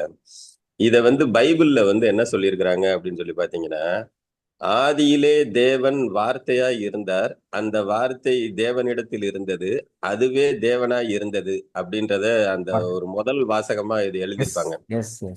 அதே மாதிரி இந்த வானமும் பூமியும் உருவாகும் முன்னே தேவன் ஜலத்திலே அசைவாடி கொண்டிருந்தார் அப்படின்னு சொல்லி பைபிள்ல குறிப்பிட்டிருக்கோம். அப்ப இத வள்ளுவர் அழகா சொல்லியிருப்பாரு, நீரின்றி அமையாது இவ்வுலகு அப்படின்னு சொல்லி அவர் குறிப்பிட்டிருப்பாரு. அப்ப இந்த படைப்புகள் எல்லாம் உருவாகிறதுக்கு முன்னாடியும் நீர் இருந்திருக்கு அப்படின்றத அந்த தொன்மையை நிறைய இடத்துல சுட்டி காட்டியிருப்பாங்க. அந்த சவுண்டா தான் இறைவன் இருந்திருக்கிறான் அப்படின்றதையும் அந்த இடத்துல பொருள் சுட்டி காட்டப்பட்டிருக்கு சார். அது ரொம்ப அற்புதமான விஷயம் நீங்க சொன்னது. எனக்கும் அது இன்னைக்கு உடனே டச் ஆச்சு நீங்க சொன்னது. நன்றி சார். நல்லா இருக்கு ராஜ்குமார். உங்களுடைய நீங்க உங்களுடைய கல்வியும் அந்த அனுபவம் ரொம்ப நிறைய 2 கிளாஸ்லையும் கேட்டேன். இப்போ இருக்க நல்ல மொழியோட தன்மை இருக்கு. சிறப்பு, ரொம்ப மகிழ்ச்சி. அதுல இன்னொரு சொல்றேன், நீரை பற்றி சொல்கின்ற போது ஏற்கனவே ஒரு ரிசர்ச் இருக்கு. இப்ப நம்ம மழையில தண்ணி குடிக்கிறீங்களா, மழை வருது தண்ணி இருக்கு இல்லையா, இந்த மழை தண்ணீர் என்பது இந்த பூமி உருவாவதற்கு முன்பாகவே உருவான ஒரு கோட் H2O. எப்படின்னு சொன்னாங்கன்னா, இந்த பூமிங்கிறது உருவாகிறதுக்கு முன்னாடி இருக்கக்கூடிய அந்த ஃப்ரீக்குவன்சி ப்ளஸ் H2O. இது வந்து ஏற்கனவே உருவாக்கப்பட்டு அந்த உருவான ஒன்று தான் பூமி உருவான பிறகு மழையாக கிரியேஷன் ஆகுது. அது சயின்டிஃபிக்காக சொல்லும்போது கிரியேஷன் ஆகுது. அந்த H2O வந்து இதற்கு முன்பு உருவாகி அது ரெண்டும் ஒன்றாக இணைந்து அதன் பிறகு பொழிகிறது. அப்போ அந்த பூமி உருவாவதற்கு முன்பு இருக்கின்ற உருவானது தான் நீர். அதனால தான் சொல்லுவாங்க, அதில் நீரை பற்றி சொல்கின்ற பொழுதும் கூட நீர் வந்து முனிவர்கள் ஏன் பயன்படுத்துகிறாங்கன்னா, பூமி உருவாவதற்கு முன்பான மிகப்பெரிய சக்தி அது. அது ஏதாவது ஒரு சாபம் கொடுக்கணும் அல்லது நல்லது நடக்கணும், தண்ணி ஊற்றி தெளிக்கிறதுனா அது சக்தி மிக்கது. சயின்டிஃபிக்காக சொல்லும்போது பூமி உருவாவதற்கு முன்பாக உருவானது தான் நீர். அதுதான் பின்பு ஒன்றாக சேர்ந்து மழையாக பொழிகிறது, குளிர்விக்கப்பட்டு மொழிகிறது அப்படிங்கிறது. அப்போ ஒவ்வொரு செய்திக்கும் பின்னாலும் ஒரு ஒரு வார்த்தைகளுக்கு பின்னாலும், அப்போ மத ரீதியாக எந்த மதமாக இருந்தாலும் அந்த ஆன்மீக குறிப்புகள்ங்கிறது இயல்பாக படிச்சுட்டு கடந்துட்டு போறோம். எனக்கு தெரிஞ்ச அது முழுமையான அறிவியல் ஆதாரத்தோடு இயல்பான ஆன்மீகத்தோடு இறைவன் எந்த வடிவில் நம்ம வணங்க வேண்டும் அப்படிங்கிற விஷயத்த வந்து பெரும்பாலானவர்கள் ஆன்மீகம் சொல்ல தவறியதால் தான் பல பிரச்சனை. ஹிட்லர் எனக்கு அடிக்கடி நான் கோட் பண்றது காரணம், உலகின் மாபெரும் போர்களுக்கு அடிப்படை காரணம் ஆன்மீகம் அரசியலாகவும் அரசியல் ஆன்மீகமாகவும் ஒன்று கலக்கின்ற பொழுது அது வருது அப்படின்னு சொல்லியிருந்தார். அப்போ ஆன்மீகம் தன்னுடைய பாதையில் இருந்து சற்று தவறி போகின்ற பொழுது, மக்களுக்கு சரியான ஆன்மீகத்தை கொடுக்காத போது, கலியுலகத்தினோட பேஸே வந்து சரியான ஆன்மீகம் சரியான மக்களுக்கு சென்றடைறது கலியுகத்தினுடைய ஃபர்ஸ்ட் பாயிண்டாக வருது. அப்போ இந்த இடத்துல தான் நாம சொல்றதுங்கிறது, எல்லா மதங்களையும் கடந்து எல்லா கடவுளையும் கடந்து இறைவன் என்பது ஒருவனே என்பதும் அவர்களுடைய அந்த கிரியேஷன் தான் எல்லாமாக இருக்கிறது அப்படிங்கிறதையும் தான் நம்ம சொல்லிக்கிட்டு இருக்கோம் கர்மா வகுப்புல. அதை நீங்க இன்டைரக்டா sound as well as the water அதனுடைய தொன்மையை பற்றியும் சொன்னது ரொம்ப சிறப்புக்குரியது. ரொம்ப நன்றி, ரொம்ப மகிழ்ச்சி. வேற இன்னும் ஒரு 5 மினிட்ஸுக்குள்ள முடிச்சிடலாம். எனக்கு தெரிஞ்சு எல்லாருமே டக்குன்னு பேசும்போது இன்னைக்கு சொல்றது எல்லாருமே அற்புதமானது. டாக்டர் அதான் மேடம் கூட சொல்லிருக்காங்க, மலேசியாவிலிருந்து அருணா மேடம் போட்டிருந்தாங்க. இன்றைய வகுப்பு ரொம்ப சிறப்பா இருந்தது, எல்லாருடைய கருத்துக்களும் வித்தியாசமா இருந்தது, ரொம்ப அழகா இருந்தது அப்படின்னு போட்டிருக்காங்க. வேற அடுத்தது ஐயா வணக்கம் ஐயா. கேப்பே விடக்கூடாது, அடுத்தடுத்து நான் சொல்லணும் வரணும். அடுத்தது யாராவது? ஐயா கேக்குதுங்களா? கவி மேடம் பேசுவீங்க. ஆமாங்க சார். ஐயா இப்போ என்னோட சின்ன கருத்து சவுண்ட் வரல. இப்போ கேக்குதுங்களா? இப்போ சவுண்ட் வரல மேடம். சவுண்ட் வரல. கவி சாரதி மேடம் பேசுறீங்க, ஆனா காதுல தான் விழல. ஒரே நிமிஷம் சார், ஒரே நிமிஷம், ஒரே நிமிஷம் சார். மைக்கை கிட்ட வச்சு பேசுங்க. சார் இப்போ இல்ல கேக்குதுங்களா? சாரி, சவுண்டா பேசும்பொழுது பேசுங்க. தமிழ்ச்செல்வன் சார். சார் இப்போ கேக்குதுங்களா? சவுண்ட் வரல. இப்போ வரலைங்களா? தமிழ்ச்செல்வன் சார் பேசுறீங்களா? ஆமாங்க சார், சொல்லுங்க. அன்பான காலை வணக்கங்க சார். அன்பான வணக்கம் சார். இப்போ ஜிஆர் சார் சொல்லிட்டு இருந்த மாதிரி ஒவ்வொரு வட்டாரத்துல ஒரு மொழின்றது வித்தியாசப்படுது, அவங்களோட பேச்சு வழக்கு மாறுது. பட் என்னுடைய கருத்து என்னன்னா, அது மொழி என்பது ஒரு சமூகத்தின் பிணைப்பு சார். இப்போ நம்ம ஃபாரின் போறோம் அப்படின்னா அப்பதான் அங்க நம்மளோட நம்ம மற்ற லாங்குவேஜ் இங்கிலீஷ்லயே பேசிட்டு இருக்கோம். அப்படிங்கும்போது நம்ம தமிழ் மொழியில யாராவது நம்மகிட்ட பேசும்போது அப்ப கிடைக்கிற ஒரு சந்தோஷம் இருக்கு இல்லைங்களா, அந்த மாதிரி ஒரு சந்தோஷம் வேற எங்கேயுமே கிடைக்கிறது இல்லை சார். அது வந்து ஒரு சமூகத்தின் பிணைப்பு. இப்ப நம்ம எல்லாம் இங்க ஒன்றிணைஞ்சிருக்கோம் அப்படின்னா அதுக்கு வந்து முக்கியமான காரணம் நம்மளோட மொழி தான் சார். ஆமா, நன்றி நன்றி. ஆமா, மொழிங்கிறது பிணைப்புங்கிறது ஆமா, தமிழ் பேசும்போது தமிழை தாண்டது இருக்கும், அதை தாண்டாது தான் இங்கிலீஷ் மற்ற மொழிகளும் எடுத்துட்டு போறோம். ஆனால் தமிழ் தெரியாதவர்களும் இந்த கருத்தியல் போயிருக்கு இல்லையா, அதாவது அதனுடைய சிறப்பு, மொழியினுடைய சிறப்பு, கல்வியினுடைய சிறப்பு அப்படிங்கிறது. இப்போ இந்த திருக்குறள் இருக்குன்னா, இப்போ திருக்குறள் தமிழ்ல எழுதியிருக்கணும், தமிழை தெரிஞ்சவங்க தான் இருக்குன்னா, தமிழில் இருந்து பல மொழிகளுக்கு மொழி மாற்ற கருத்தியல் இருக்கு இல்லையா, அதையும் தாண்டி கருத்தியல் சிறப்பாக இருக்கின்ற பொழுது இந்த மொழி வளமை பெறுகிறது. இந்த உலகம் முழுவதும் நாம் தமிழ் எந்த அளவுக்கு எப்படி வந்து உலகம் புரிந்து கொள்ளுகிறது அப்படின்னு எடுத்து பார்த்தப்போ அதை திருக்குறளாக தான் பார்க்குறாங்க. தமிழ்னாலே திருக்குறள். அப்போ திருக்குறள்ங்கிறது உலகத்தில் பைபிளுக்கு அடுத்தபடியாக அதிகமாக மொழிபெயர்ப்பு செய்யப்படுகின்ற நூலில் 2வது இடத்துல இருக்கிறது திருக்குறள்.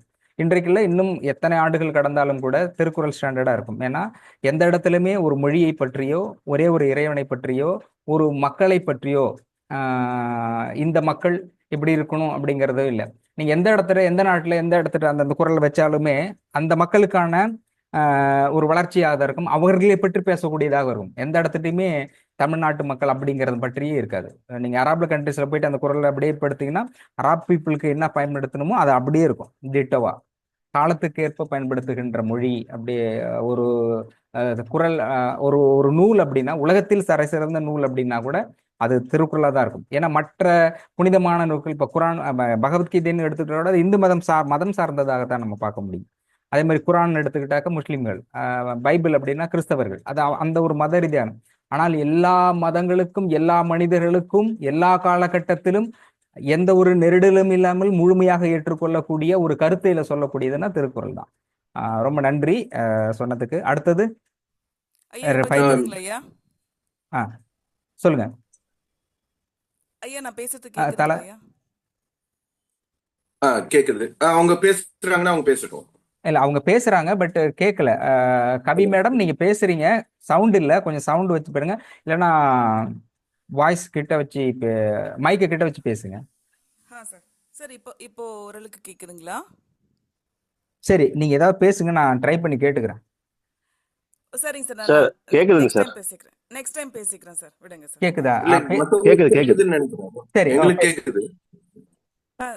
சார் இப்போ நம்ம தமிழ் திருமுறைகள் பத்தி பேசும்போதுங்க சார், மற்ற லாங்குவேஜ்ல இல்லாத அளவுக்கு உச்சக்கட்ட ஞான திருமறைகள் அப்படின்னு சொல்ற மாதிரி நீங்க சொல்ற, நம்ம பேசிட்டு இருக்க திருக்குறளா இருக்கட்டும், தேவாரம், திருவாசகம், திருவருட்பா, திருப்புகழ், இந்த மாதிரியான பல நூல்கள் வந்து நம்ம தமிழ் மொழியில நிறைய இருக்கு இல்லைங்களா சார்?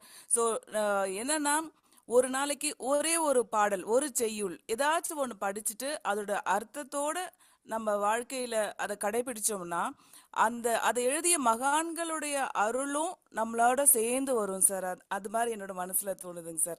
ஸோ டெய்லி நம்ம ஒரு திருவாசகத்துல 2 லைன் படிச்சா கூட திருமூலரா இருக்கட்டும், திருமந்திரத்தை எழுதுற திருமூலரா இருக்கட்டும், மாணிக்க வாசகரா இருக்கட்டும், அடா நம்ம பையன்டா இவன் அப்படின்ற மாதிரி அவங்களுக்குள்ளேயும் நம்மளை பத்தி ஒரு கருணை அதிகமா வந்து நம்மள இன்னும் அப்லிஃப்ட் பண்றதுக்கு ரொம்ப உதவியா இருக்கும் சார். இந்த மாதிரியான ஒரு வாய்ப்பு, ஒரு ஆற்றல் மற்ற மொழிகளை விட நம்ம மொழியில, தமிழ் மொழியில மிக அதிகமா கொட்டி கிடக்குது. அதை நம்ம பயன்படுத்திக்கணும்ன்றது என்னோட தாழ்மையான வேண்டுகோள் சார்.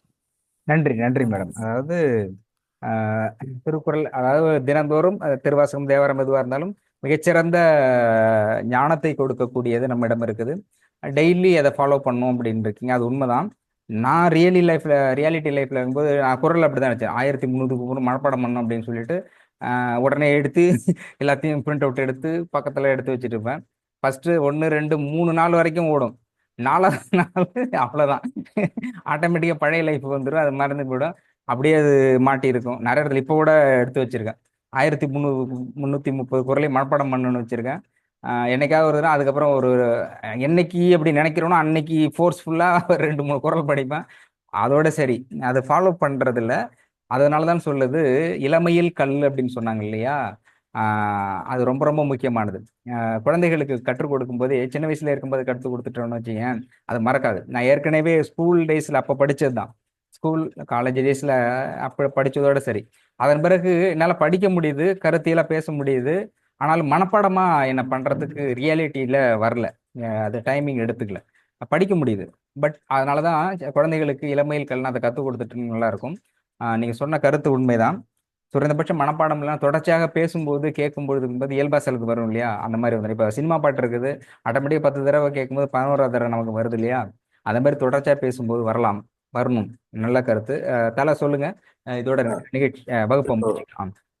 இப்போ பாரதியார் வந்து ஒரு 4 லாங்குவேஜ் அவரு நல்லா சரளமா பேசுவாரு. அவரு சொன்னாரு, யாமறிந்த மொழியிலே தமிழ் மொழி போல் இனியாதோ யாதும் இல்லை அப்படின்னு சொல்லியிருந்தாரு. ஏன்னா தமிழ் தான் இருக்கிறதுலே நான் ரொம்ப ஸ்வீட்டான லாங்குவேஜ்னு சொன்னார். ஸோ அதுல வந்து எதுவும் பெரிய சிறப்பா மற்றவங்க யாரும் அதை தமிழ்காரங்க மற்றவங்க வந்து அதை அண்டர்ஸ்டூட் பண்ணிக்க முடியாது. என்னன்னா, நீ தமிழ் தான், நீ தமிழ், நீ மற்ற லாங்குவேஜை கத்துக்கிட்டு பண்ணாலும் உன் லாங்குவேஜ் தான் உனக்கு பிடிச்சிருக்கு அப்படிங்கறத நீ சொல்லலாம். அது ஒரு பெரிய விஷயமே இல்லை அப்படிங்கிறது மற்றவங்களோட கருத்தா இருக்கலாம்.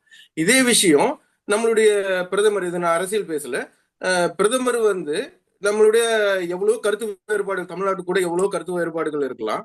அதே சமயத்துல சான்ஸ்கிரிட்டை பத்தியும் அவங்களுடைய ஆளுமை அதிகமா இருக்கலாம். அது இருந்த போதிலும் வெளிநாட்டுல போய் அவர் பேசும்போது யாதும் ஊரே யாவரும் கேளீர் அப்படின்னு சொல்லி புறநானூரோட கணியன் பூங்குன்றாரோட இதை வந்து சொல்றாரு. ஒவ்வொரு விஷயத்திலயும் அதை போய் ப்ரொமோட் பண்றாரு. சோ அப்ப சொல்றாருன்னா அந்த வார்த்தை வந்து அவருக்குள்ள எந்த ஒரு ஆளுமையை வந்து கொடுத்துருக்கணும். தமிழ் வார்த்தை வந்து இன்னொருத்தருக்கு வந்து இம்ப்ரெஸ் பண்ணி அதை போய் சொல்றாங்க அப்படின்னா அது எந்த அளவுக்கு ஆளுமை ஏற்படுத்திருக்கணுங்கிறத நான் சொல்லணும்னு நினைக்கிறேன். அதே மாதிரி கவிஞன் பூங்குன்றார் பத்தி இன்னொரு முக்கியமான ஒரு விஷயம் என்ன சொல்லணும்னா, நம்ம கர்மா பத்தி காலங்காலமா நிறைய விஷயங்கள் பேசினாலும் அவர் ஒரே வார்த்தையில சொல்லிட்டாரு, தீதும் நன்றும் பிற தர வாரா. அந்த பெரிய வார்த்தையை சொன்ன ஒரே மகான் அவர் தான். சோ அது மாதிரி இந்த ஆளுமைக்கு ஒவ்வொரு வார்த்தையிலேயே சொல்ற விஷயங்கள் வந்து நம்மளுடைய சித்தர்களும் நம்மளுடைய கவிஞர்களும் தான் இருக்க முடியும். அது வந்து அவரு ரொம்ப சிறப்பா சொல்லியிருந்தார். நன்றி, வணக்கம். நன்றி, சூப்பர், அட்டகாசமா சொன்னீங்க. கர்மாவோட எசன்ஸே தீதும் நன்று, அட்டகாசம். நிறைய பேர் எழுதிருக்காங்க தீதும் நன்றும் பிறதரா, பின்ன யாரா கொடுக்குறான்னா நீ தான் கொடுக்குறான்னு அழகா சொல்ல, தீதும் நன்றும் பிறதரா. அதே மாதிரி இந்திரா காந்தி அவர்கள் ஐநா சபையில பேசும்பொழுதும் எல்லாமே ரெடி பண்ணி வச்சுட்டாங்க, ஹைலைட்டா எல்லாருக்கும் பிடிச்ச மாதிரி பேசணும்னு எல்லாம் தடாபடான்னு தேடும்போது அப்ப என்ன சொன்னாங்க, யாதும் முறைன்னு. அவங்க அப்படிதான் யாதும் முறை அவர் கணின் கோட் பண்ணி தான் அவங்க பேசினாங்க. பட் நீ சொல்ற அதே வருத்தம் உண்டு, அது அரசியலா இல்லைன்னு கூட. உலகத்தினுடைய ஆகச்சிறந்த மொழிகளில் முதன்மையானது, மொழிகளுக்கெல்லாம் தாயாக விளங்கக்கூடிய அளவிற்கு கருத்தியலுடைய ஆன்மீக கருத்தும் சரி வாழ்வியல் கருத்தும் இருக்கக்கூடிய மொழிகளுக்கு குறைந்தபட்சம் அரசுகள் இன்னும் பெரிய அளவில் முக்கியத்துவம் கொடுக்கலையே அப்படிங்கிற வருத்தம் இருக்குது. ஏன்னா ஒன்றும் வேண்டாம், அதிகபட்சம் திருக்குறளை வந்து 1330 குறளையும் ஒரு +2 முடிக்கிறதுக்குள்ள, அட்லீஸ்ட் டிகிரி முடிக்கிறதுக்குள்ள எல்லாருக்கும் மனப்பாடமா இதை கற்றுக் கொடுத்துருங்க. எவ்வளவு மனப்பாடம் பண்றான். சில பேர் இந்த அல்ஜிப்ராலாம் போடுறாங்க, A+A+A² + B² A2A² + A2AB போடுறாங்க. எவ்வளோ இருக்குது அல்ஜிப்ரா, அவ்வளோ மனப்பாடம் பண்றான். மனப்பாடம் பண்ணி காய்கறி கடையில் போய் அதான் சொல்றான், ஏ காய்கறி D² காய்கறி = என்ன சொல்றான், ஒண்ணுமே இல்லை. டிகிரி எல்லாம் அவ்வளோ மேத்தமெட்டிக்ஸ் படிக்கிறவங்களை பார்த்தா அந்த புக்கை திறந்தாலே மனப்பாடமா அப்படியே தலையை சுத்தி போடும், வெறும் நம்பரா தான் இருக்கும். ஆனா அதையும் படிச்சு பாஸ் பண்ணி ஃபர்ஸ்ட் கிளாஸ்லாம் வாங்குறாங்க. பட் ரியாலிட்டி லைஃப்ல வந்து இம்ப்ளிமெண்ட் பண்றது இல்லை. But each and every word, every குறள் இருக்கு இல்லையா, வேர்ஸ், இது வந்து நடைமுறை வாழ்க்கையில இதை முழுமையா படிச்சு கருத்தியல் உள்வாங்கன்னா மிகச்சிறந்த மனிதராக வர முடியும். ஆனா அந்த அந்த இனிஷியேட்டிவ் ஏற்கனவே நான் வந்து அமைச்சர் பார்க்கும்போது 1330 சித்தர்களை பற்றியும் சொல்லியிருந்தேன். பட் இம்ப்ளிமெண்ட் ஆகல, மாறும். ஏன்னா எல்லாருடைய நோக்கமும் ஒரு உரிமையா இருந்தா நிச்சயம் அது போன்ற ஒரு சூழல் ஏற்படும் அப்படின்னு நினைக்கிறேன். இன்றைய வகுப்புங்கிறது. வணக்கம். வணக்கம். சொல்லுங்க ஐயா. வணக்கங்க. வணக்கம். வணக்கம். ஆனந்த் பேசுறேன். சொல்லுங்க ஐயா. இன்னைக்கு வகுப்பு மிக அருமையா. ஓகே. எல்லா தமிழ் புலமை என்னங்கிறது இன்னைக்கு கேட்க கேட்க அவ்வளவு இனிமையா இருக்கு. நம்ம சகோதர சகோதரிகள் நிறைய பேர் ஸ்கிரீனுக்கு வந்தது கிடையாது. இன்னைக்கு வந்து வகுப்புல வந்து எல்லாருமே ஸ்கிரீனுக்கு வந்து இன்னைக்கு பேசுறது வந்து நிஜமா சொல்றேன், இந்த புலமை, இந்த பேச்செல்லாம் எங்கேயோ போயிடுச்சுங்கய்யா. நம்ம கல்வெட்டுல எல்லாம் நிறைய பார்த்திருப்போம், விமானங்கள்ல பயணம் பண்றது எல்லாமே நம்ம தமிழ் கலாச்சாரத்துல எல்லாமே பதிவு பண்ணது கல்வெட்டுகள்லாம் இருந்திருக்கும். அது எல்லாம் வந்து பாத்தீங்கன்னா இன்னைக்கு எவ்வளவு பெரிய நிஜம், எவ்வளவு பெரிய ஆளுமைங்கிறது நம்ம புரிஞ்சுக்கிட்டோம். உண்மையிலேயே இன்னைக்கு ரொம்ப ரொம்ப விரும்பி கேட்டுட்டு இருந்தேன். என்னால வகுப்புல கலந்துக்க முடியல. இருந்தாலும் இவங்க கூட நான் பயணம் பண்றது ஒரு பெரிய பாக்கியமா நினைக்கிறேன். நன்றிங்க. நன்றி அண்ணா, ரொம்ப அற்புதமா ஹைலைட் பாயிண்டா சொல்லியிருக்கிறீங்க. நிச்சயமா எனக்கு நானே கூட வகுப்பை எல்லாருடைய கருத்துக்களை கேட்கும்போது எல்லா கருத்துக்களுமே வித்தியாசமா இருந்தது. எல்லாம் ஒரே மாதிரி இல்லை, ஒவ்வொருத்தரும் ஒரு மாதிரியா இருந்த வித்தியாசமான கருத்துக்களை பகிர்ந்து கொண்டார்கள். இன்னொரு சின்ன விஷயம், ராஜ்குமார் வந்து ஆல்ரெடி பயணம் பண்றது வந்து அவர் கிறிஸ்டியானிட்டிக்கு பயணம் பண்ணிட்டு இருக்காரு. இன்னைக்கு அவர் வந்து இந்த தமிழ் எடுத்து புலமை பேசும்போது பார்த்தா நம்ம எல்லாம் ஒண்ணுமே இல்லைங்கிற நான் முடிவு பண்ணிட்டேன். நன்றி ராஜ்குமார். நன்றிடா. ராஜ்குமார் சார். சரி, நல்ல மொழி ஆளுமைகளும் அதோடு சேர்ந்த ஆன்மீக கருத்தையும் புரிதலோட இருப்பவங்க நிறைய பேர் இருக்கிறாங்க. இன்று பேசக்கூடிய அனைவருமே எல்லா கருத்துமே டோட்டலி டிஃப்ரெண்டா இருந்தது. ஸோ டிஃப்ரெண்ட் மெசேஜஸ், எல்லாமே வித்தியாசமான கருத்துக்களாக இருந்தது. நல்ல புரிதலோடு இயங்கக்கூடிய நல்ல மனிதர்களாகவும் கருத்தியல் ரீதியாக இயங்கக்கூடியவர்களாகவும் இருக்கிறார்கள். உள்ளபடியே இன்றைக்கு உங்களோடு கலந்து கொண்டு உரையாடியதில் ரொம்ப மகிழ்ச்சியையும் சந்தோஷத்தையும் மகிழ்ச்சியையும் பெறுகின்றேன். இந்த நல்ல வகுப்பை உங்களோடு பகிர்ந்து கொண்டமைக்கும் உங்களுடைய கருத்துக்களை கேட்டதற்கும் இந்த மன நிறைவோடும் மகிழ்ச்சியோடும் வகுப்பை நிறைவு செய்கிறோம். நன்றி, வணக்கம். இறைவணக்க பாடலோடு நிகழ்ச்சியை நிறைவு செய்வோம்.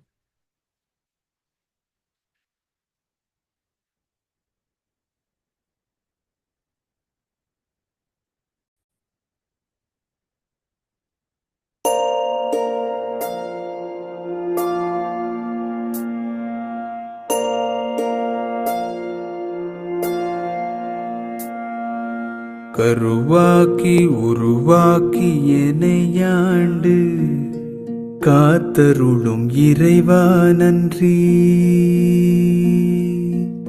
எங்கும் நிறைந்தோனே எல்லை இலாதானே, எங்கேயும் எப்போதும் என் குலம் காப்பவனே. நெஞ்சம் துணிய துணையாய் வருவாய், நேர்மறை உணர்வுகள் பெருகிடச் செய்வாய். உடலில் உறுதியை பெரிதாய் தருவாய், உனை உணரும் அறிவை என்னுள்ளருள்வாய். சுற்றமனைத்தும் காப்பவனே, செய்தொழிலில் ஏற்றம் தருபவனே, எடுத்த செயலில் வெற்றி கொடு, என் ஆற்றல் பெருகிட அருளை கொடு.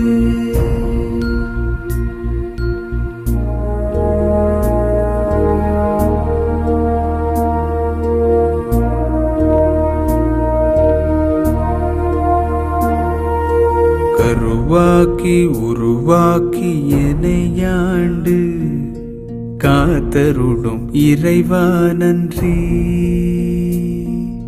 வல்லமை தந்து நீ வளர்ச்சி கொடு, அகத்திலும் புறத்திலும் மலர்ச்சி கொடு. வளர்ச்சி கொடு, வளர்ச்சி கொடு, வளர்ச்சி கொடு, மலர்ச்சி கொடு.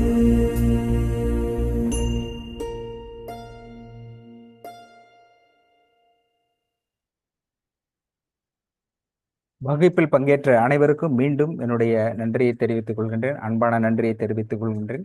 இதில் எதுவும் தவறுகள் இருப்பினும் மன்னிக்க வேண்டுகிறேன். பங்கு பெற்ற அனைவருக்கும் மீண்டும் மீண்டும் அன்பான நன்றியை தெரிவித்துக் கொண்டு நிகழ்ச்சியை வகுப்பை நிறைவு செய்கிறேன். நன்றி, வணக்கம். நன்றி. நன்றி சார். நன்றி. அனைவருக்கும் அன்பான நன்றி. அனைவருக்கும் இந்த மகிழ்ச்சியோடு நன்றியை தெரிவித்துக் கொள்கிறேன். நன்றி மேடம். நன்றி.